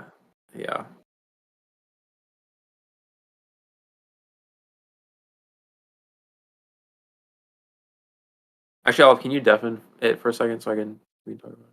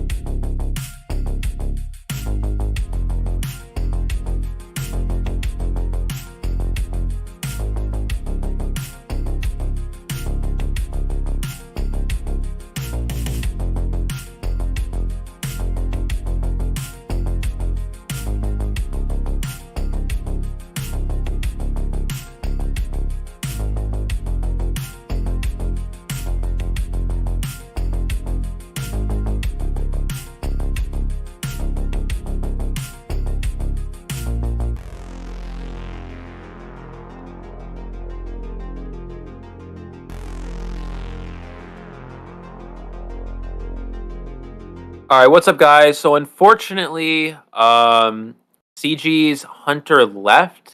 So then they tried to use a survivor that they had play as a hunter, which you can't do because then that's dual factioning. If you've already had someone play survivor, you can't have them switch over mid weekend, mid round. So unfortunately, the match will be done for today. It's either going to be a forfeit in favor of Ravens winning, or it's going to be played offline, and we'll record it maybe and upload it. But we'll still have to decide how that goes out. But yeah, unfortunately, CG's Hunter just completely left, and then also they tried to use a survivor that you cannot use also as Hunter. It's not allowed. So yeah, so that's going to be it for today. Unfortunately, we will be posting the results of this on what we decided for how this match will play out. But we're sorry for the delay on that. But yeah, unfortunately, just NAU things, as you all know. But anyways, thank you guys for watching. Whisky, thank you for joining us today. Unfortunately, it was a little bit shorter, but hopefully we'll have you back next week as well. And Thank you. yeah, thank you guys for watching. We'll see you guys next week with more ICL action. We will be taking our 2-week break from ICL after next week for IVT. So make sure you guys check that out as well. But yeah, we will have more matches next week of ICL. We'll see you guys on Saturday, Sunday next week. Thank you for watching, and peace out for now.